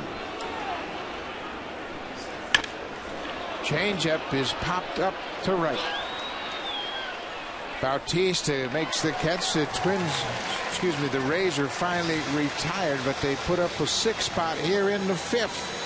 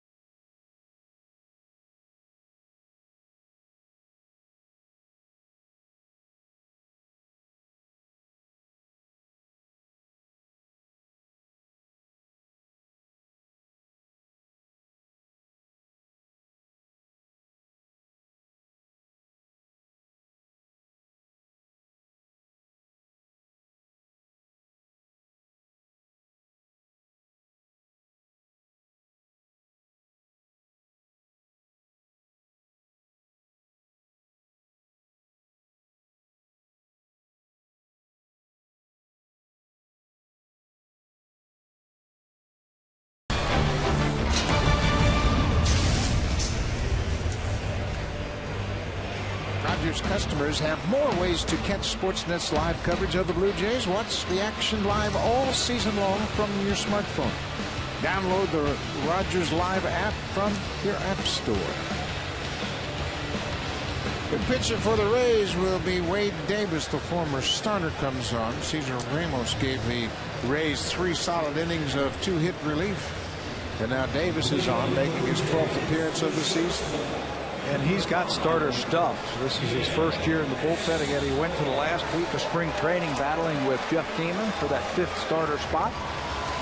Neiman 1 out, and Wade Davis is now in the bullpen. Looks like Brandon Morrow's night is also finished as he heads down the tunnel. Wade Davis's stuff, there's never been a question about his stuff. It's just his ability to throw consistent strikes, work a little bit quicker, and pound that strike zone. He cuts his fastball, he sinks the ball, he's got a good curveball, and he throws hard. So Blue Jays will have to fight their way back into this ball game. They trail by 5. The Rays did not have a hit through 4 innings. And then they scored 6 runs on 4 hits in the 5th. Brandon Morrow deserved better. You know, the couple of errors and plays like that really made that outing a little bit longer than it should have been. There was an error at first base, and then the wild pitch on strike 3 got away from J. Pierre and Sebia. So 5 of the 6 runs are unearned runs.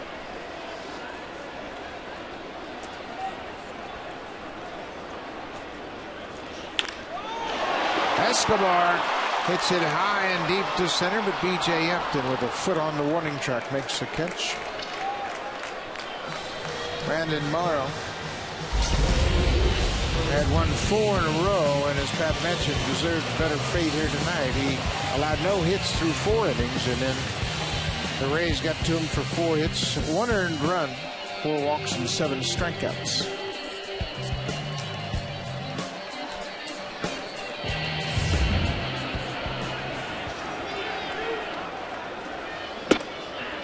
Jose Bautista takes the first pitch strike.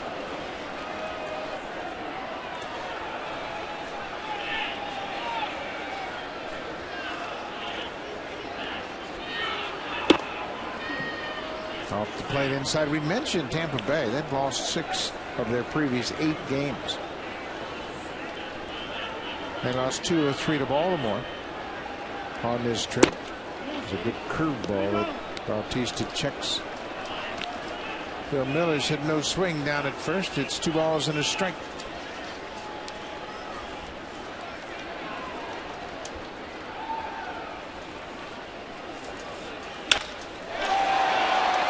Bautista got under it. B.J. Upton in center field. 2 outs. Let's check in with Jamie Campbell.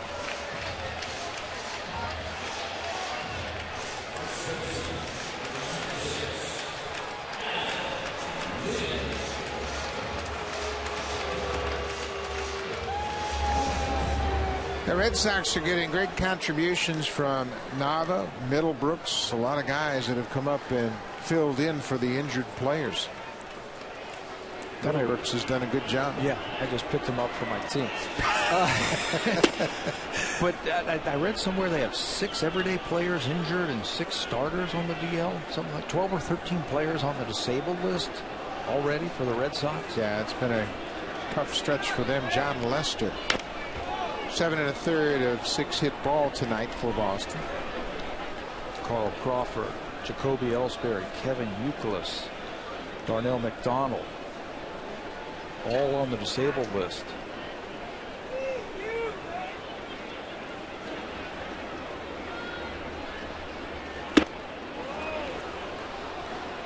One ball, 2 strikes to Adam Lynn. 2 outs, bottom of the 5th. Wade Davis on in relief of Cesar Ramos. Jeff Neiman was the starter. He had the lead with an apparent right ankle injury. He was hit by a comebacker to the mound off the bat of Adam Lynn in the 1st.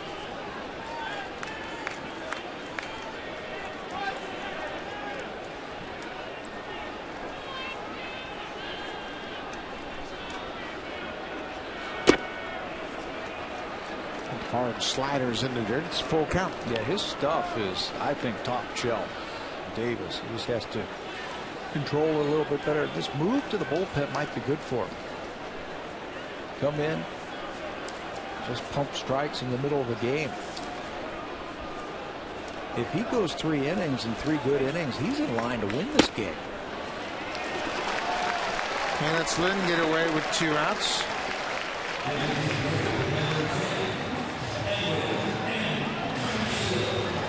Blue Jays have been walked 5 times already in this game.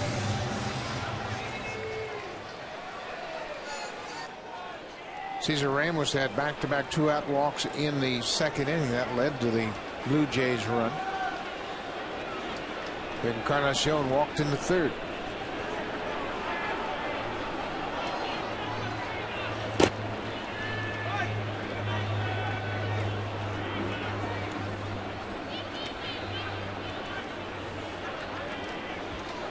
Wade Davis is just 26 years old. Spent his first 2 seasons as a starter. Pitched out of the bullpen in the 2011 ALDS. It's the first time he'd worked as a reliever in his pro career. Way outside. Jimenez is going to go to the mound with 2 outs. Wade Davis, all of a sudden, after picking up 2 quick outs, has lost the strike zone a bit.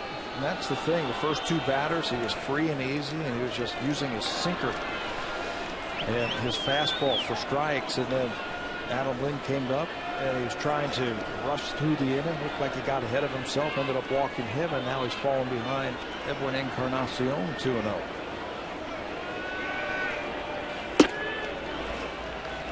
(3-0). This game's a long way from being over. Blue Jays have the capability of pounding out the home runs anywhere in their lineup.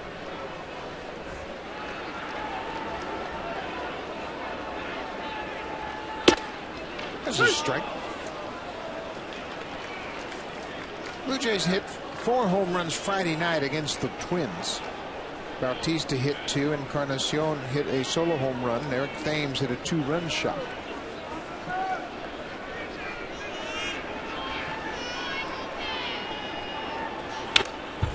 Home run swing. Yeah, he was thinking about it right there. And that's a big ballpark, too, Minnesota. It's not really known as a home run type of ballpark. Not like this one.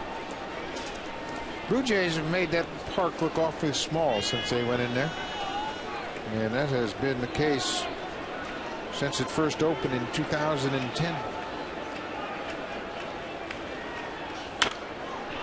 And was off on the pitch, and Encarnacion fouls it off. He's measuring that fastball right now from Wade Davis. He's had a couple of good hacks at those high fastballs.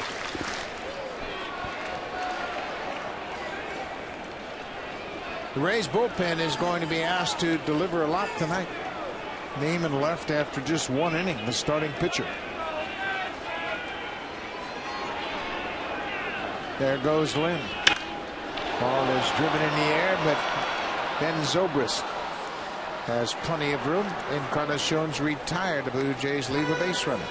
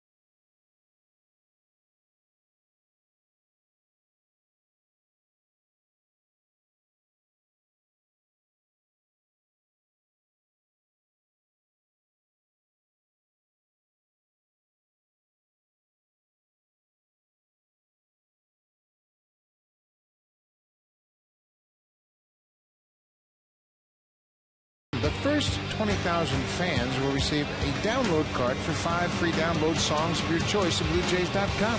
For more information, visit BlueJays.com/Music Night. For tickets, call the Blue Jays at 416-341-1234. Log on to BlueJays.com or stop by most Rogers Plus locations for Music Night, Thursday, May 17th. Luis Perez, the left-handed reliever, on in the game. Brandon Morrow goes 5 innings.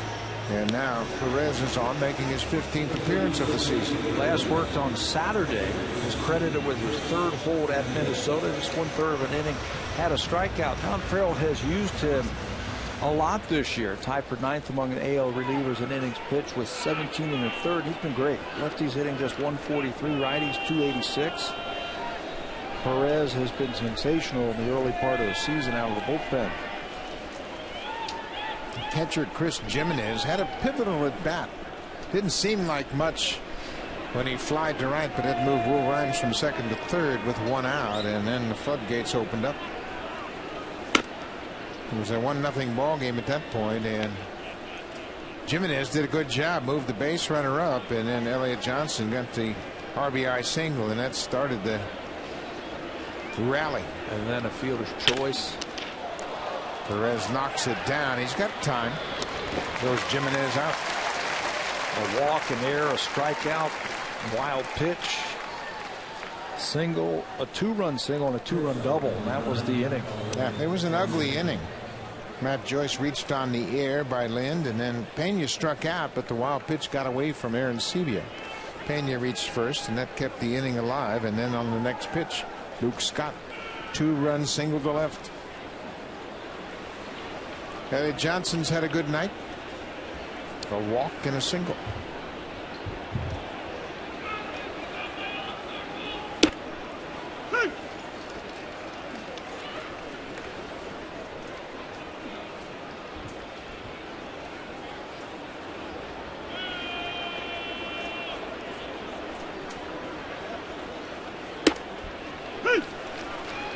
Oh, 2. Got a free and easy movement. And motion for Perez. He'll throw 2 types of breaking balls. To right-handers, his grip is just a little bit different than the ones to the lefties. To the lefties, he holds it differently and gets a little bit more break, and that's where you see a lot of strikeouts from Perez. Lefties hitting again just 143. 4 hits all season long. Given up. Upstairs. We mentioned Perez is working in his 15th game. He's been scored upon only twice this season. One of those was an ugly outing here at Rogers Center against the Mariners. He went 1/3 of an inning, was charged with 4 earned runs on 4 hits. The only other time he gave up a run was out in Oakland. Came in and walked the first batter he faced, retired just 1 batter, and then the run scored. You know, he's had a pretty good year. You take those outings away, and he's been nearly perfect. Yeah, just take that 1 outing against the Mariners away, and his numbers would look great. Well, even better. Look pretty good now. Full count.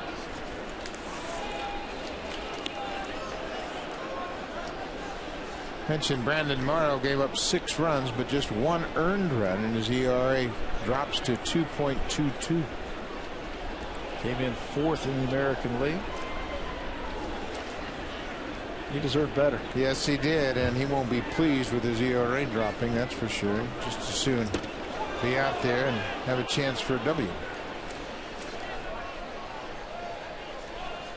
Johnson takes a 1-out walk. Henderson Alvarez will take them out tomorrow night against David Price. Price is off to a great start, as is Alvarez. Alvarez over his last 3 games, 3-0 with a very good ERA, 0.82, and he's averaged he's averaged 13.1 pitches over those 3 games. It's all right here on Sportsnet tomorrow night.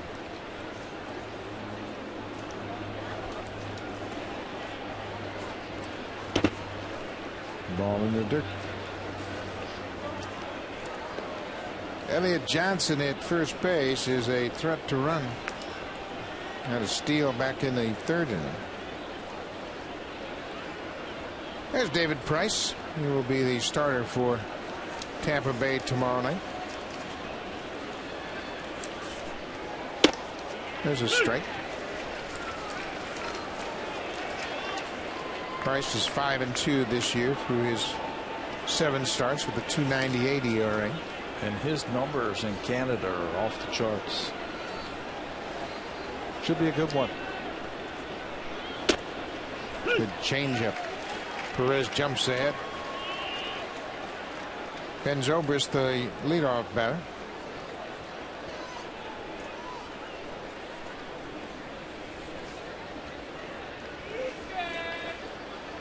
Jim Hickey, the pitching coach, has done a good job with his young starting staff. Consistently near the top in every pitching category.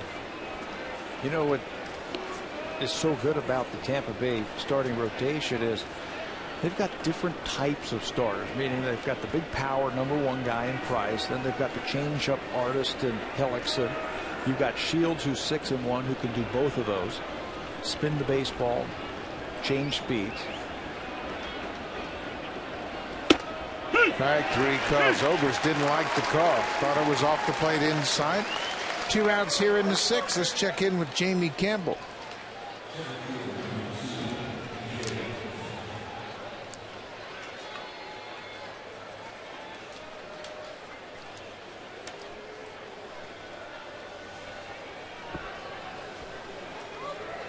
Yeah, Dempster is off to a great start. He didn't have much to show for it as far as wins and losses, but he has really thrown the ball well. Wonder if he might be a guy that teams might want to trade for if the Cubs are out of it in July. I think they'd line up to trade for Dempster. Yeah. Going into the game tonight, he's 0-1. With a 1.74? Well, it was below that, wasn't it? Elliott Johnson had a walking lead, and Perez with a timely throw to first. It jumped to 1.74 after giving up 4. Yeah, he came into that game with a 1.02 ERA and an 0-1 record.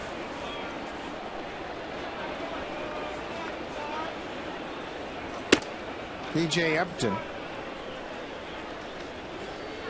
You would imagine that the trade market will start to heat up a little more once they get past the draft. June draft, first week of the month, and then people will start really looking at their own ball clubs, and general managers will really have a good idea of their ball club after about 60 games. At the middle of May, they'll have an idea of the team they put together in spring training and the needs, the shortcomings. Yeah, and you have time to negate the peaks and valleys. Another inside pitch just missed the inside corner. But you figure 60 games, a little over a third of the way through a season.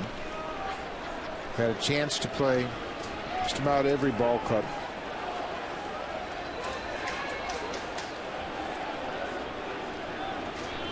There's a throw to first. Johnson was going on first move, and Kelly Johnson tags out Elliott Johnson. That ends the inning. Perez with a good move to first, and they catch Elliott Johnson. Eric Thames will start things off for the Blue Jays, followed by Brett Laurie and Colby Erasmus. Jays got some work to do.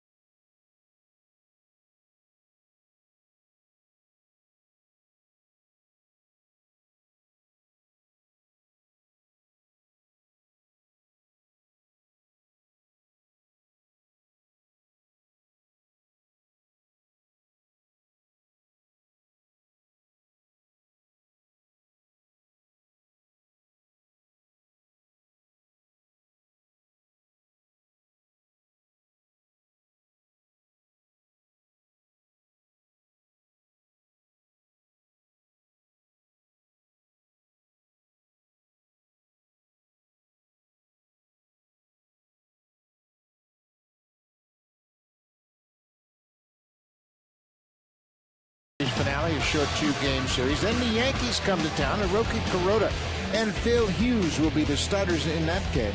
And then right behind the Yankees, the New York Mets. Jonathan Neese will open up the series for the Mets. For tickets, call the Blue Jays at 416-341-1234. Log on to BlueJays.com or stop by most Rogers Plus locations. We have to do our homework to see if Johan Santana is going to be throwing in that series. I hope he does. Yeah, that would be great to see Santana. He is back and throwing the ball well. Eric Thames pops it back this way out of play. Well, you look at the Mets, and everybody was quick to discount the Mets. They're 19-15, 2.5 back in the NL East. Atlanta, a half game ahead of the Nationals at the start of play tonight. David Wright hitting .400 for the Mets. Eric Thames hits the curveball right to Pingle. 1 out. Yeah, I'm anxious to see the Mets. They've got some players, we're not real familiar with them, but if you keep up with baseball, you see how they've won some of the games. Remember, no Jason Bays on the DL, no Jose Reyes, who is now with the Miami Marlins. And here they are, 19-15. Yeah, David Wright going into play has 4 home runs and 21 RBIs. Kirk Neuenhuis has a .310 average, playing a lot of center field. Ruben Tejada hitting .300. And Daniel Murphy, he's another guy that always hits around .300. So they got some guys you're not that familiar with, but they're off to a good start. Brett Laurie takes a curveball strike. And the Blue Jays will miss CC Sabathia when the Yankees come to town. That's always a good thing. Yeah. He has really been tough on the Blue Jays over the years. Johan Santana of the Mets has a .292 ERA. He made 7 starts. He's healthy again. He has 41 strikeouts in 37 innings. 2-1 to Laurie. Bet he's dropping that changeup out there. Maybe he'll match up with Ricky Romero. I think they're 2 similar type of pitchers.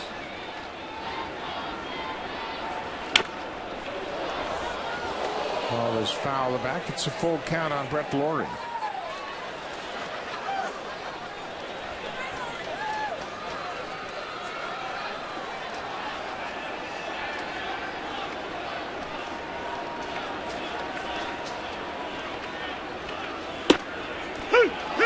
Laurie is called out. He was headed to first, and C.B. Bucknor calls him out.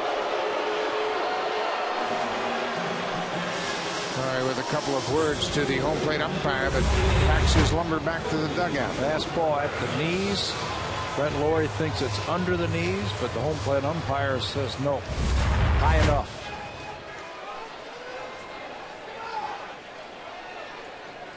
First strikeout for Wade Davis. This is his 2nd inning of relief.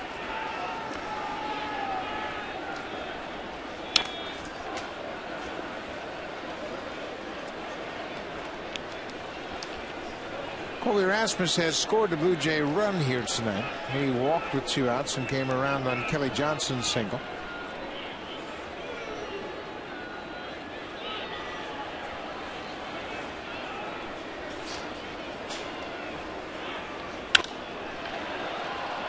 Into center field. BJ up there with a long run. He gets there, and Rasmus is retired. A 1-2-3 inning for Wade Davis. The Blue Jays trail Tampa Bay 6-1.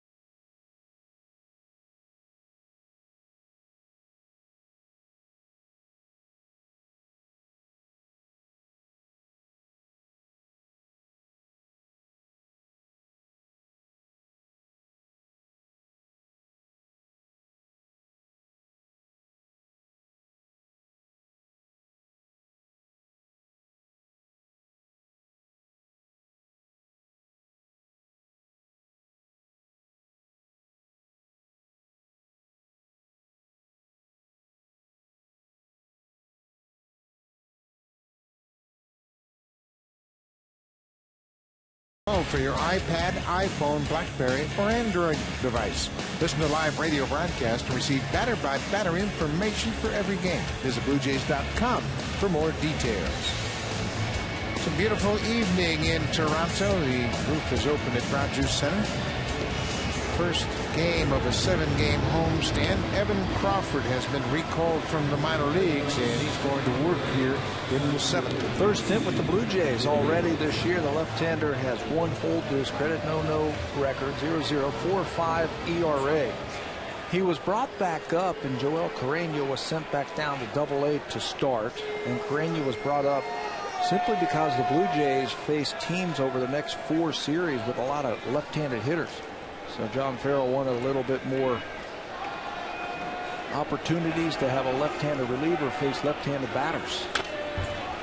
Crawford gets ahead of B.J. Upton. Upton was at the plate in the 6th when Elliott Johnson broke for second. Perez threw to first, and they threw him out. Trying to steal.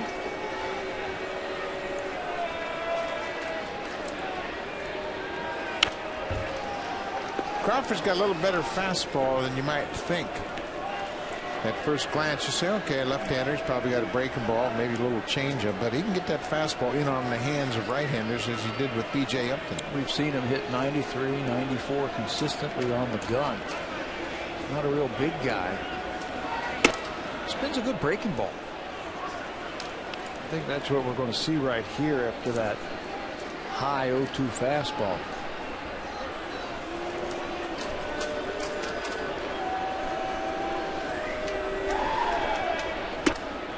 Trying to get him to chase upstairs again. 2-2.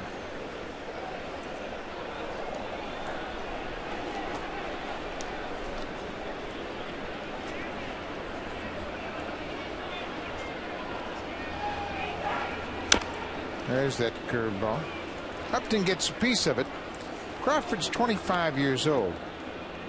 It's in his 5th season in the organization. Pitched all season last year in Double-A. Worked out of the pen exclusively.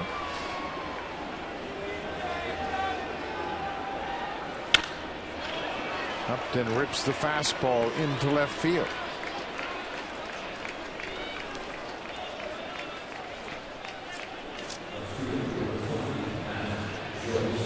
And he's always a threat to steal when he gets to first base, B.J. Upton. Upton's 4 for 4 in steals. Matt Joyce, the left-hander. Joyce hit a ball sharply back in the 5th inning and went off the glove of Adam Lind for an error that kept the inning alive. First pitch strike to Ray's left fielder.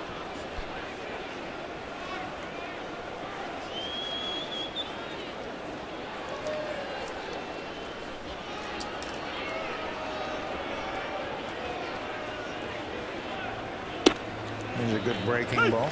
It's 0-2.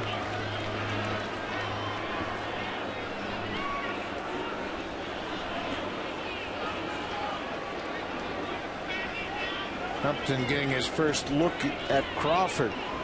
Trying to work for a lead. Get a feeling about the left-hander. Get that one-way lead. Get way out there. And your first move is back to first base. They'll watch certain things on pitchers. Maybe they'll give away a tell, if you will, when they're coming to first base or when they're going to home plate. Joyce strikes out. Aaron Sebia stays on the ball and keeps Upton at first base. Second time Joyce has gone down on strikes tonight. There's a good spinning breaking ball right there. Bury it in the dirt with 2 strikes. Make him expand that strike zone. Joyce has never seen him before. It's the first time he has faced Evan Crawford. Now you've got those lefties right in a row. Joyce, Pena, and Scott.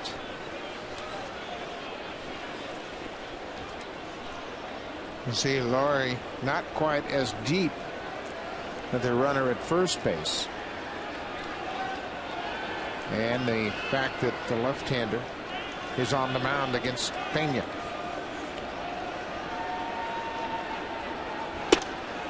First pitch strike. This is where Crawford can really take an advantage. The Rays haven't seen much of him, so he can be aggressive and get ahead, and then put some doubt into their mind as to what they might get. Hey, if you haven't seen his breaking ball before, you get those check swings like we just saw from Joyce for a strikeout. But you know what that does for the base runner? It gives him a chance to steal. Kind of surprised that B.J. Upton has stayed over there at first base. Yeah, and it's a little unusual alignment for the infield. You got Escobar and Johnson. Johnson's closest to the bag. Should Upton break? Normally in this situation you'd have the shortstop cover with a left-handed hitter at the plate. Not going. Of course, you also have that problem with this shift. If Upton takes off and there is a play at second, he could just keep going and try to beat the pitcher to third. That's who it would come down to. It would come down to a race between Upton and the pitcher going to third base. From that ball in the dirt, though, it looked like Kelly Johnson was going to cover second base on a steal attempt. He is leaning that way. Upton was a little late getting back to the bag. Maybe he's got enough information now to make a break for second.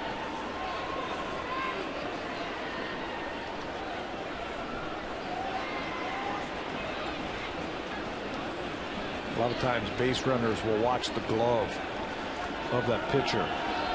They've got to turn their shoulder to throw to first base, so maybe the glove goes back. Not going. Strike three call. Pena with a couple of words for C.J. Buckner before he leaves home plate.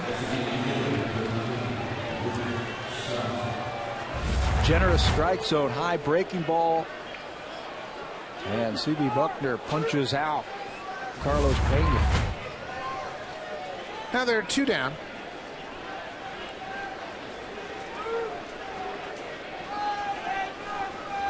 The third left-handed hitter in a row for Evan Crawford,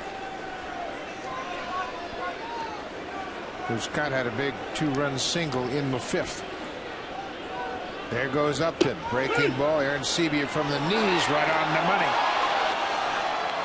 Well, you can't make a better throw. No. J. Pierre Sebia will throw from his knees because he feels he's a little bit quicker that way. And it looked like he had a shot at getting B.J. Upton. Very quick throw. Escobar thinks he got him at second base. Let's see if he got his leg in there before the tag was applied. It's a good call. The throw looked like it beat him, but the tag was a little late. Dan Isonia, the second base umpire, coming in to talk to John Farrell. Not sure what that's all about. Farrell didn't appear to be wanting to argue this call. Watch the swipe. Looked like it swiped underneath the leg and got him behind after Upton made contact with the bag. Yeah, up at the hamstring thigh area is where the tag was instead of down by the foot. So Upton steals his 5th base of the season. He's 5 for 5. So now the defense has to go back to a more traditional alignment. Laurie has returned to third base.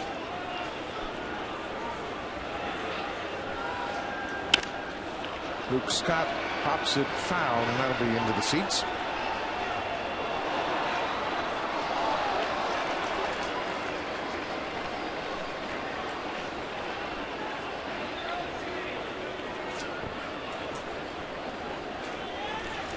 We mentioned Blue Jays, they've committed a lot of errors, but coming into tonight's game, they'd surrendered just 8 unearned runs all season. Tonight, in the 5th inning, they gave up 5.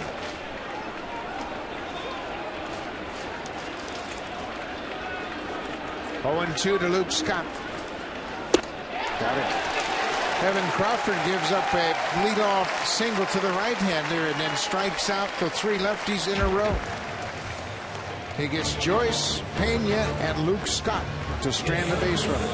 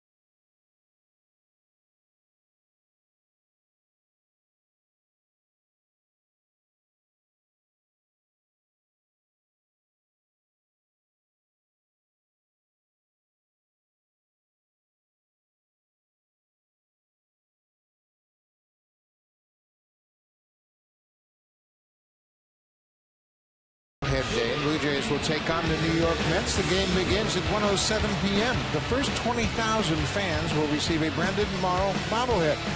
Brandon's bobblehead is the first of 3 bobbleheads in this year's collectible set. The others include Ricky Romero and Yunel Escobar. Call the Blue Jays for tickets at 416-341-1234. Log on to BlueJays.com or stop by most Rogers Plus locations. Brandon Morrow bobblehead day, Sunday, May 20th. New pitcher for the Rays is the left-hander J.P. Howe. He's the third reliever to work in this ballgame. J.P. Arancibia fouls it off. A lot of initials going on out there. B.J. Upton, J.P. Howe, J.P. Arancibia. J.P. Howe done a good job for the Rays over the years. Just a few years ago, 2009, 17 saves and 7 wins out of the bullpen for Tampa. And then missed some time with arm problems, missed all of 2010, and now is just working his way back arm strength wise. One thing Tampa Bay is not able to do is spend big money. So they have always moved around the pieces to their bullpen. And they've done a good job at that. And Howe gets Arancibia to chase that breaking ball. And JP strikes out. Good curveball from Howe.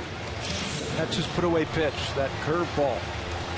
He buries it also in the dirt to get the first out. It looks nice coming up there.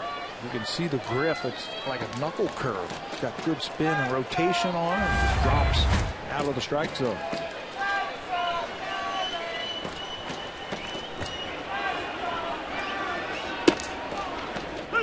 Kelly Johnson.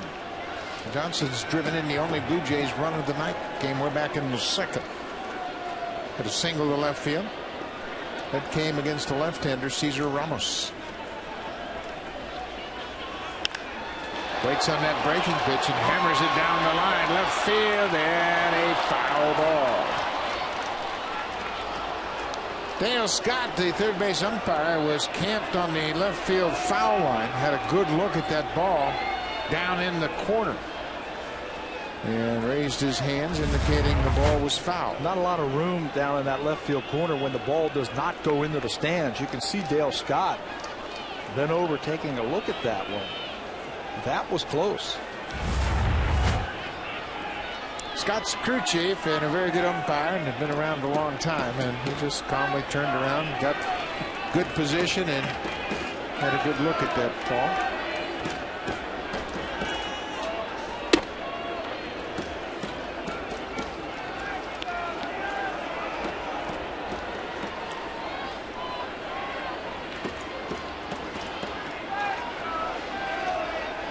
One and two, one out. And that curveball. J.P. Howe was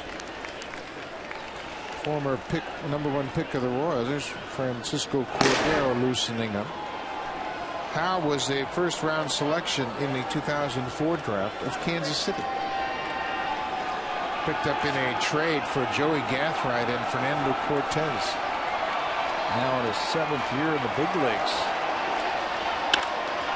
Kelly Johnson stays back on the breaking ball, hits the one-hopper right to the shortstop. 2 outs here in the 7th. Let's check in with Jamie Campbell.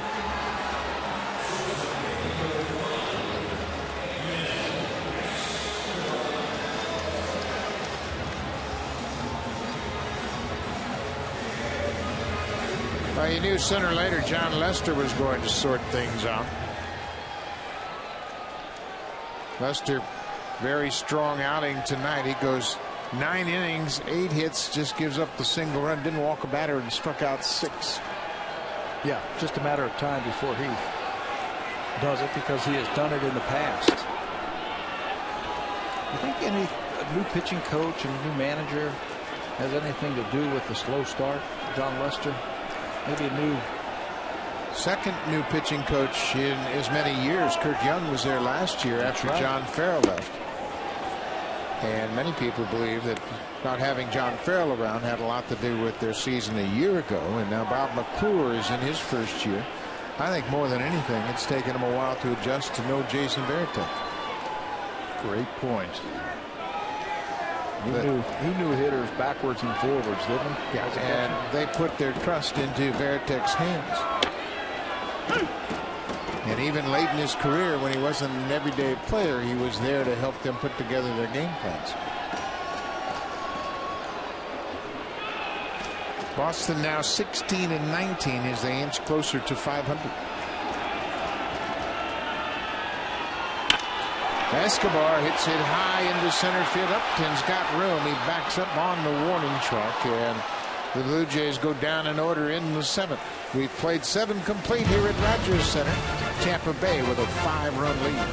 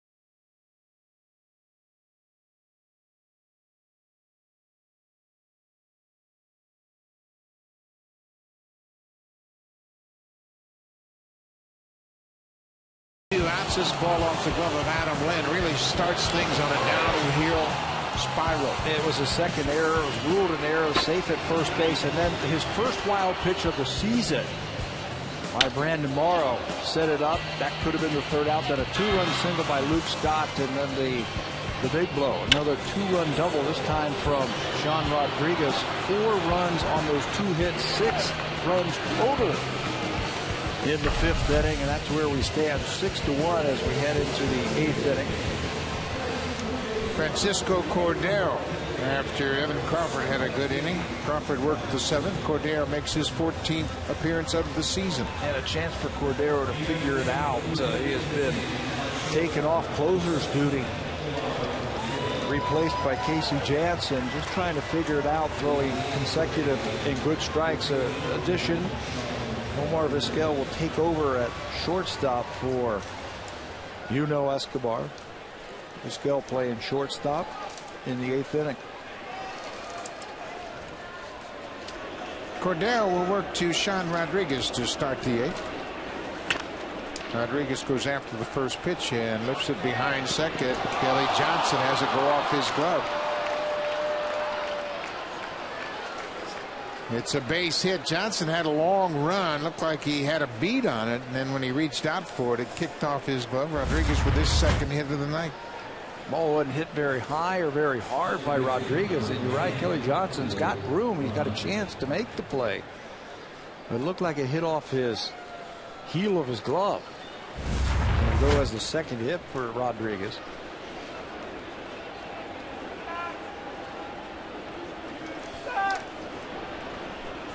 That's just the 6th hit for Tampa Bay. Will Rhymes got things started in that 6-run 5th inning.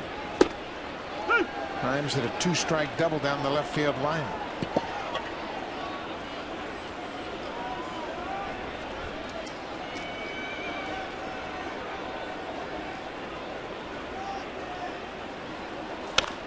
Pulls this pitch foul.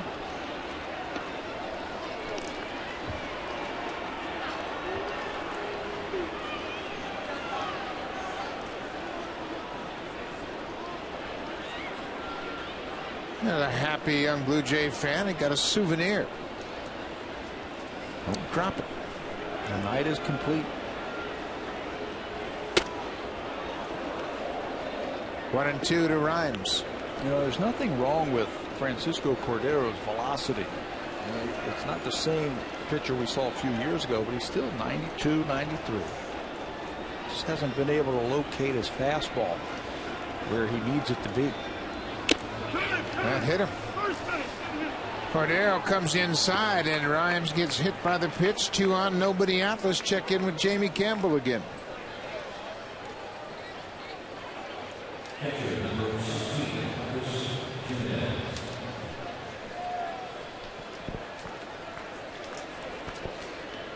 Now you see the AL East standings. The Orioles atop the AL East, 1 game ahead of Tampa Bay. The Yankees starting to play a little bit better, more consistent pitching of late. Blue Jays still over 500, and the Red Sox closing ground. Boy, it's a meat grinder, isn't it, in the AL East? Blue Jays back in there now with Tampa and New York coming to town, and they'll go down to Tampa after the Mets series. You got to bring it every night. Ivan Nova started that game for the Yankees. Alex Rodriguez with 3 hits in that ball game. Cano 2 more hits. He's over 300, and the captain 1 for 4. Oh, just 1. 369. Derek Jeter.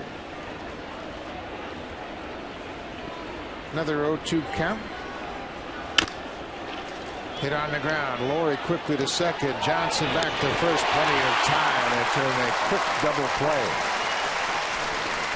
Kelly Johnson came off the bag really quickly and made a strong throw to first to double up the catcher. That's what you have to do. Slow ground ball to third baseman. You got to come across the bag, cut down the distance of that throw, and make it a little bit quicker. He knew he had to be quick to get Jimenez. Ball to get that hard. Big double play. Round the horn.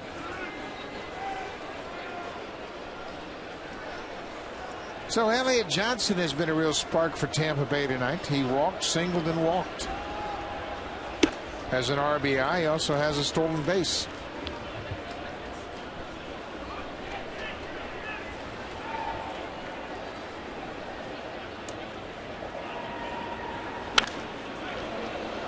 Hits it hard but foul.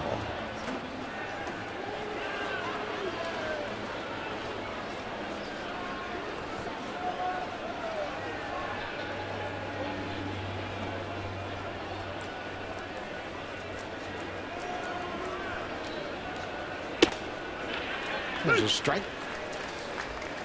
1-2. Cordero's throwing a lot of strikes. Little flare base hit off the glove of the second baseman for Sean Rodriguez. That started the inning. And there's a good pitch. Johnson strikes out first time. They've retired him all night. Tampa Bay with a 6-1 lead. Now it's time for a Blue Jays Central update. Here's Jamie Campbell and Greg Zahn in the Black Parade broadcast studio.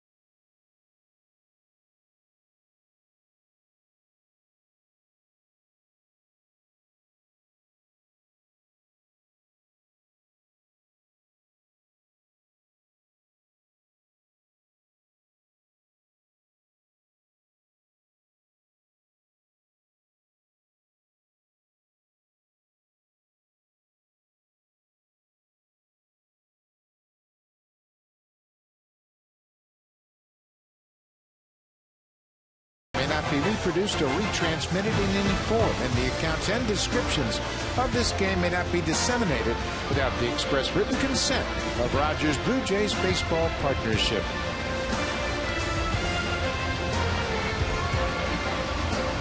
fourth relief pitcher to work for Tampa Bay tonight. Remember, the starter, Jeff Neiman, went just one inning. He had to leave because of an injury. So Badenhop will come in, and he has worked a lot. This is his 18th game of the season. Bits and pieces from Burt Badenhop. He's got a sinker, a fastball, cutter. He'll use it inside, outside. The whip at 1.29. Not really a strikeout pitcher, but he gets a lot of ground ball outs with that sinker.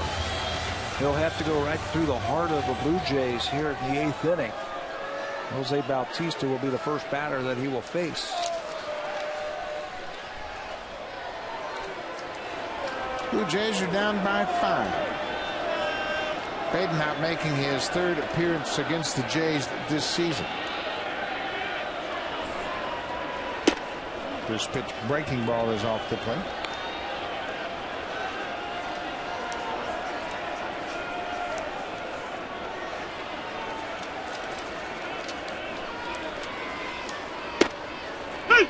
Fastball strike.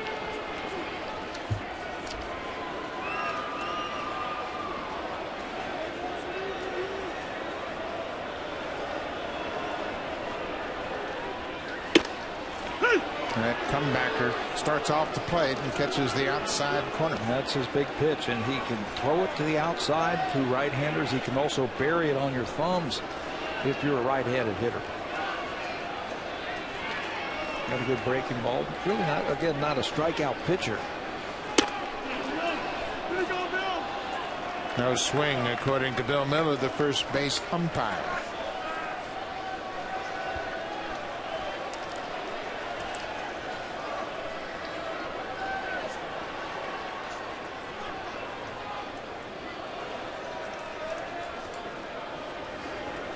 Two and two. C.B. Buckner has had both sides talking to him as they walk back to the dugout. Bautista called out on a fastball. He's been consistent in throwing and calling that low fastball all night long. Jose not real happy with that one. Thought that one was under the knees. It's got sinking action, and that's why Jose thought it was low.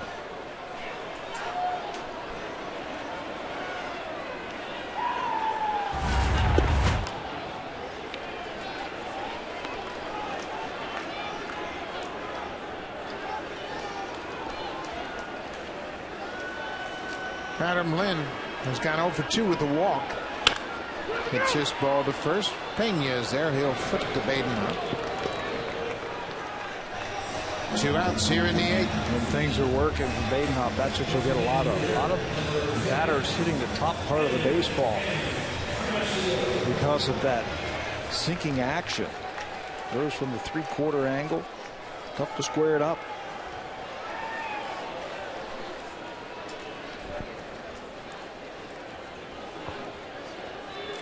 Edwin Encarnacion has gone 0 for 2. Blue Jays have just 3 hits. They all came in the first 3 innings. Kelly Johnson led off the game with a hit. Eric Thames had an infield single. That was the last time the Blue Jays got a hit. That was in the 3rd inning. Kelly Johnson has 2 hits and Thames has the other. Tampa Bay's bullpen has done a terrific job, and the defense certainly helped out the Rays offensively. Blue Jays defense kicked it around to the tune of 500 runs in the 5th inning.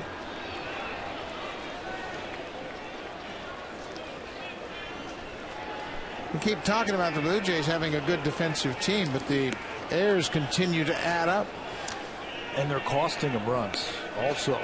There's Carlos Villanueva, who will finish this one and pitch in the 9th inning. Costly errors tonight. 5 unearned runs. Coming into this game tonight, the Blue Jays had allowed just 8 unearned runs all season long.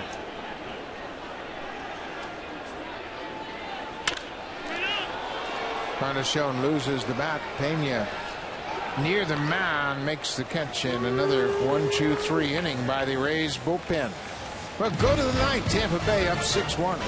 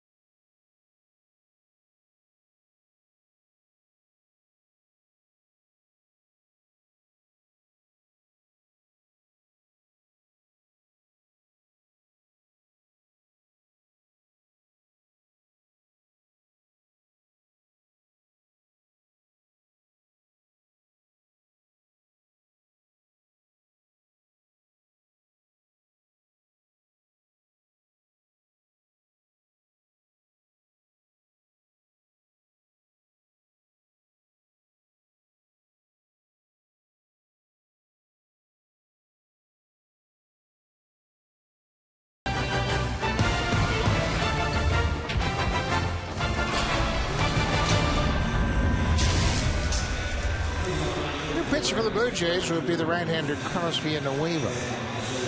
He is the fourth relief pitcher to work tonight. Perez an inning, Crawford an inning, Cordero an inning, now Villanueva. Last worked on Friday at Minnesota, got 5 outs in that game, 3 of them by strikeouts versus the Twins. Just gave up 1 hit. There are Villanueva's numbers, 5.5 ERA, no record yet in his 10 games. Been tough on the lefties, 120 average versus left-handers.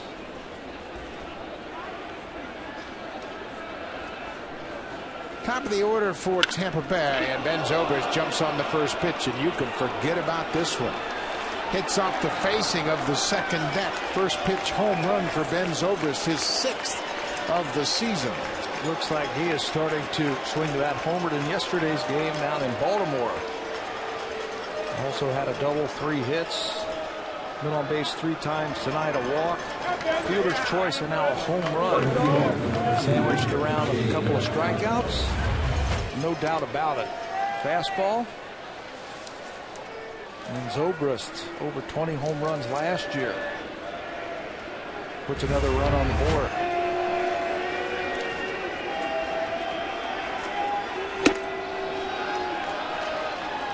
Zobrist home run ball. Fan had a chance to reach it and let it go right between his fingers. We were oh so close. That's the 3rd home run Zobrist has hit against Carlos Villanueva. He is 3 for 5. All 3 hits have been home runs. Well, he didn't wait around too long. First pitch. Jumped all over that fastball.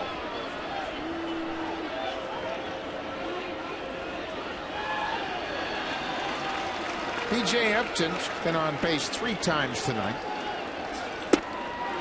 And he'll strike out for a 2nd time. Good breaking ball gets Upton. Upton struck out 4 times in yesterday's game. 2 more here tonight. This time it's a curveball from Villanueva out of the strike zone, and BJ just waved at it. First out of the inning.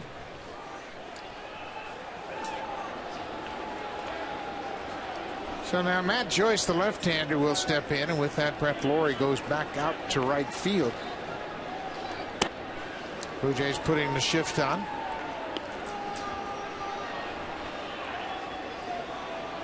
There you see Lawrie and Kelly Johnson basically straight away at second.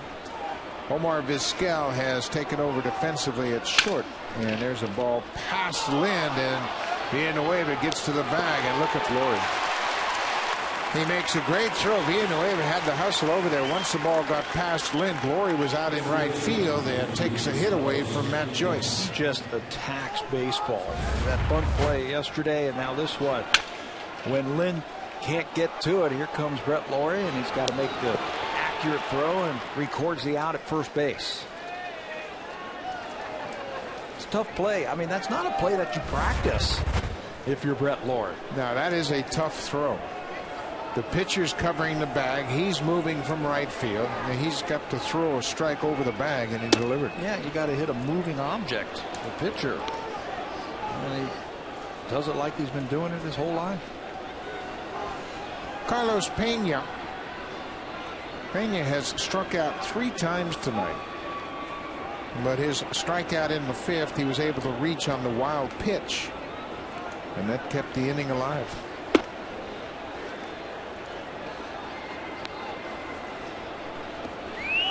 Boy, you give Tampa Bay a crack and they will kick the door wide open. Because they've got weapons. They can steal bases. They go first to third. They score from second on base hits. They've got extra base power. And again, one thing that we really didn't see from them last year is a little bit more home run power. And hit a home run here tonight. Ben Zobrist with a long shot, his 6th of the season.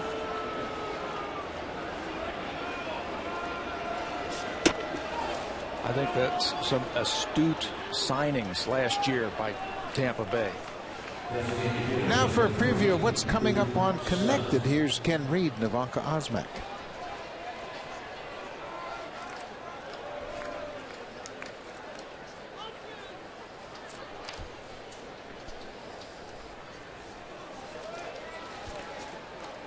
Lots of great action. The NBA playoffs, the NHL. How about the Devils and the Rangers hooking up in game 1? They don't get along. Slugfest. Huh? I've noticed that. 2 outs. Luke Scott takes the first pitch strike. Scott had a pivotal 2-run single in that 6-run 5th inning.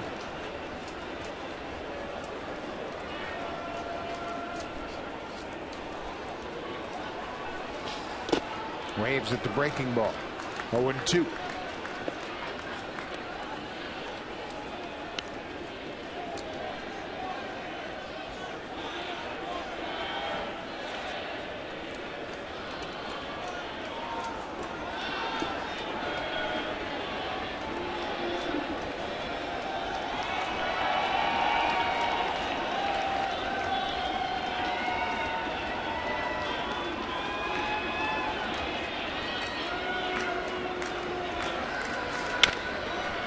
Scott protecting that inside corner, fouls it off. Left-hander Jake McGee loosening up. Tampa Bay's bullpen has been effective, even without their closer Kyle Farnsworth. They've used Fernando Rodney as a closer, and Rodney's responded very well. See, Joe Madden still won't name his closer. No, but he keeps going to Rodney, who's been great.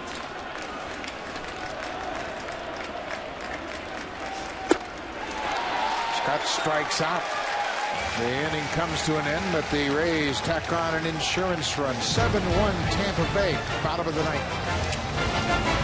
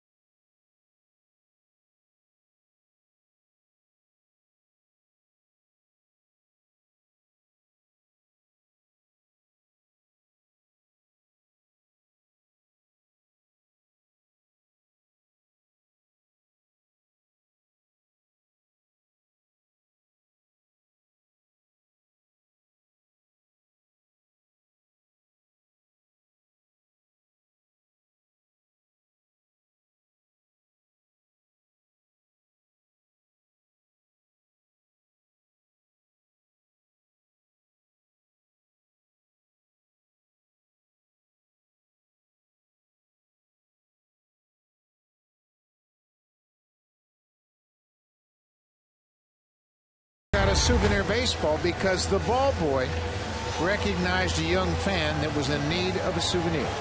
How about that? And that is priceless. A young fan coming to a Blue Jays game gets a baseball. That's what's so great about the ball game, the ballpark. Come out here and look at the smile on that kid. Look at the smile on the adults who were with him. Good job by the ball boy. You get a lot of foul balls and a lot of people down there pestering you for baseballs, and he recognized the young fan a few rows back, and everything is good for that kid. He's got his puppy, and now he's got a baseball.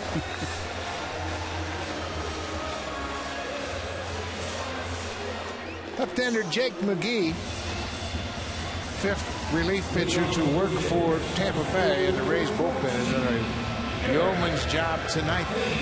They had to pick up 8 innings after Neiman left. The starter was out after 1. Cesar Ramos 3 innings, Wade Davis 2, Hal Badenhop 1 each, and Jake McGee. You see the numbers, just 25 years old. This is his 3rd season, or parts of 3 seasons in the major leagues. From the left side, he throws very hard. Right-handers hitting just 125 against McGee. He's got a good fastball and a very good overhand curveball.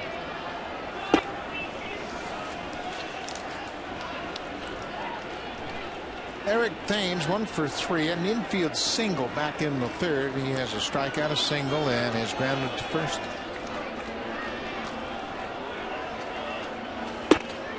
Tampa Bay has shut down the Blue Jays on just 3 hits.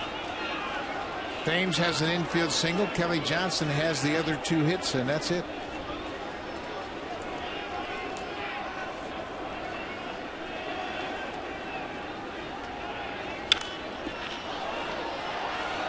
Well, Tampa Bay, they can bring some arms out of that bullpen. And they do a good job of turning over their bullpen. Last year, they had 8 different pitchers from the previous season.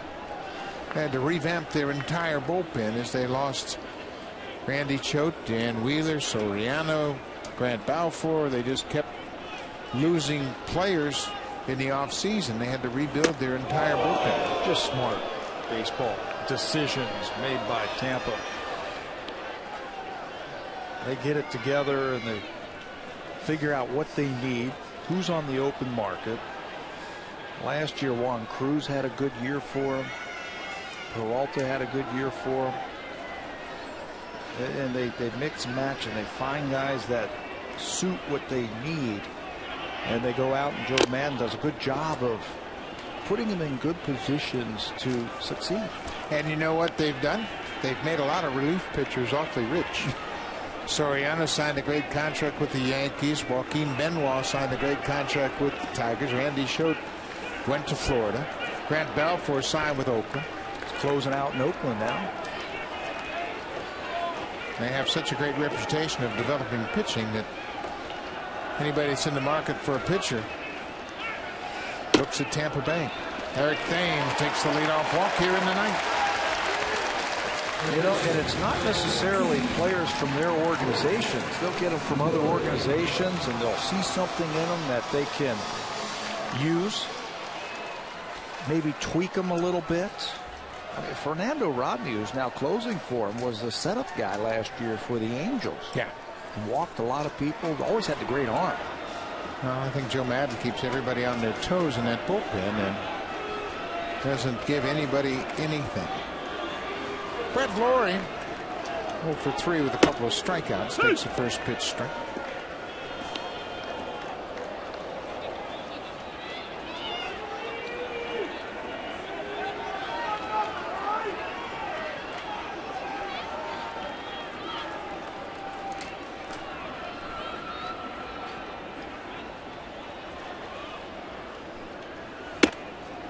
And if Tampa Bay needed any more pitching, AAA pitcher Chris Archer, who they acquired in the Matt Garza deal from Chicago, was the International League Pitcher of the Week. How many punch-outs? He has 40 strikeouts so far this season.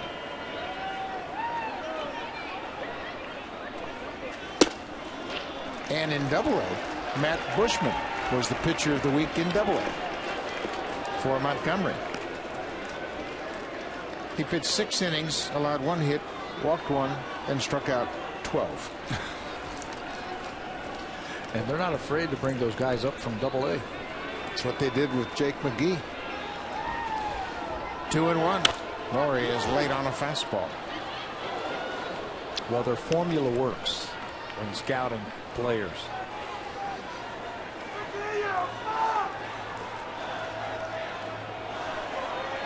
Two balls, 2 strikes. We're in the 9th inning. Tampa Bay got an insurance run on Ben Zobrist's solo home run leading off the top of the 9th.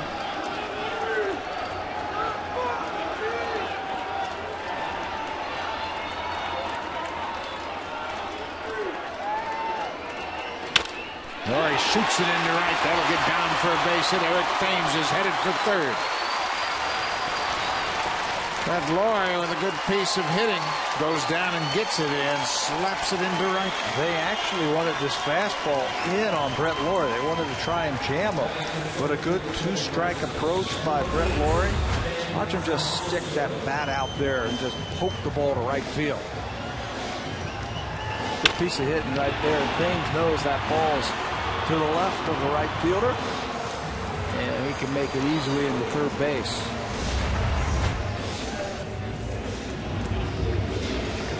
So Laurie has his first hit of the night. That's just the 4th Blue Jay hit. Eric Thames goes first to third.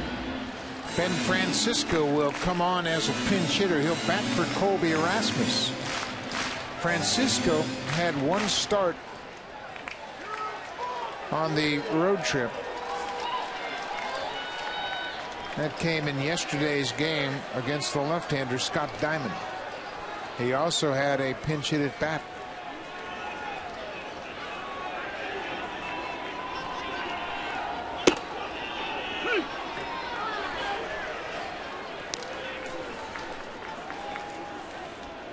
Francisco for the season hasn't had an awful lot of opportunity.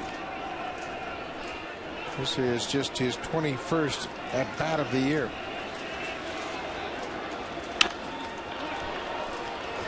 So they ask you to go up there and try and turn around a guy who's thrown 95 or 96 miles an hour. That's the life of an extra play. Yeah, the veteran come off the bench, and he can do it because his swing is a short swing. Doesn't have a lot of holes. Try to make contact, get this running, keep the inning alive.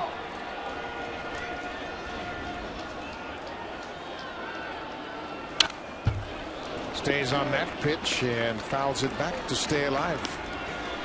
Good hack right there. Henderson Alvarez will go to the mound tomorrow. He'll be opposed by David Price. Alvarez has won his last 3 games. Over that stretch, he has a 0.82 ERA. Now just 2 earned runs in 3 games. Another 0-2 pitch. Inside. That's the first breaking ball that Francisco has seen. McGee's got a great arm. You see him lighting up the scoreboard right now, but he's missing his spots. Jimenez is asking for the ball inside, and he hasn't been able to throw it in there. There's another one, but he throws it by him. 96 with the fastball, and that's the first out of the bottom of the ninth. You know, you can see the catcher set up on the inner half. He wants it in there. He doesn't find his spots and still can come away with a strikeout. That's why you want power arms, especially in your bullpen. Especially in the American League East. There are so many good lineups in this division. A lot of guys will work the count. If they put the ball in play, they're going to score runs. Those strikeouts are a huge weapon. J.P. Arancibia.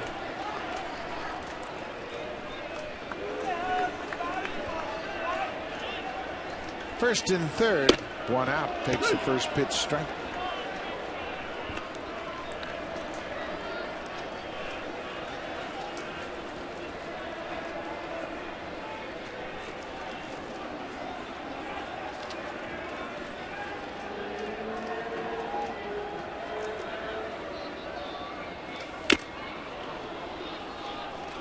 Oh, 1-2. You and I have faced these guys before, big left-handers out of the bullpen, and they're not left-handed. They neutralize any advantage a right-handed hitter might have. How many left-handed relievers who throw smoke like this can you name? There's not a whole lot. Not anymore. It used to be Dan Plesac, Terry Forrester, those kind of guys that would blow you away. And then he throws a breaking ball. Explain that one to him. Looking for a punch out. Looking to expand.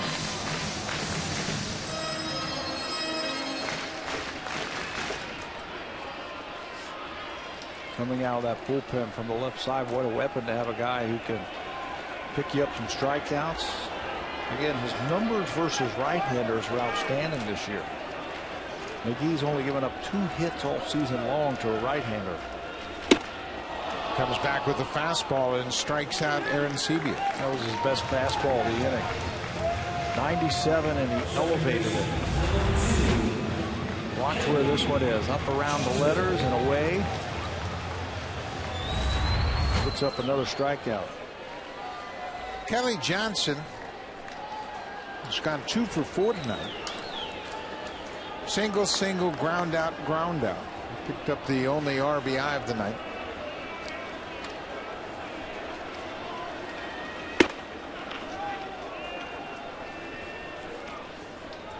McGee reminds me of Terry Forster. Forster came up with the White Sox about the same time Rich Gossage came up. They had a lefty-righty blowing gas at the end of the game. How about that combination? And then they both left the White Sox, and up and in, and was fouled off by Kelly Johnson.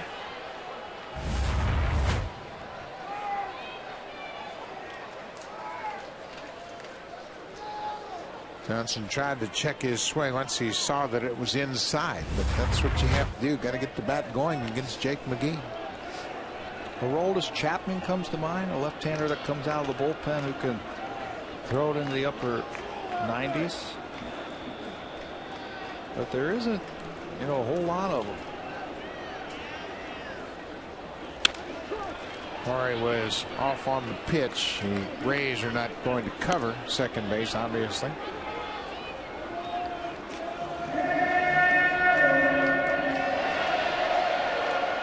Matt Thornton of the White Sox is in this category. Big 6'6" left-hander, comes in firing like Jake McGee. When he learns to harness his stuff, he's going to be pretty nasty. And he started in the minor leagues. They have the option if they want to. Maybe someday put him in the starting rotation. Johnson strikes out. McGee gives up a walk, a base hit, and then strikes out the side. That ends it. Tampa Bay wins the first of two, 7-1. We'll be back tomorrow. Stay tuned for Connected. Ken Reed and Ivanka Osmak up next.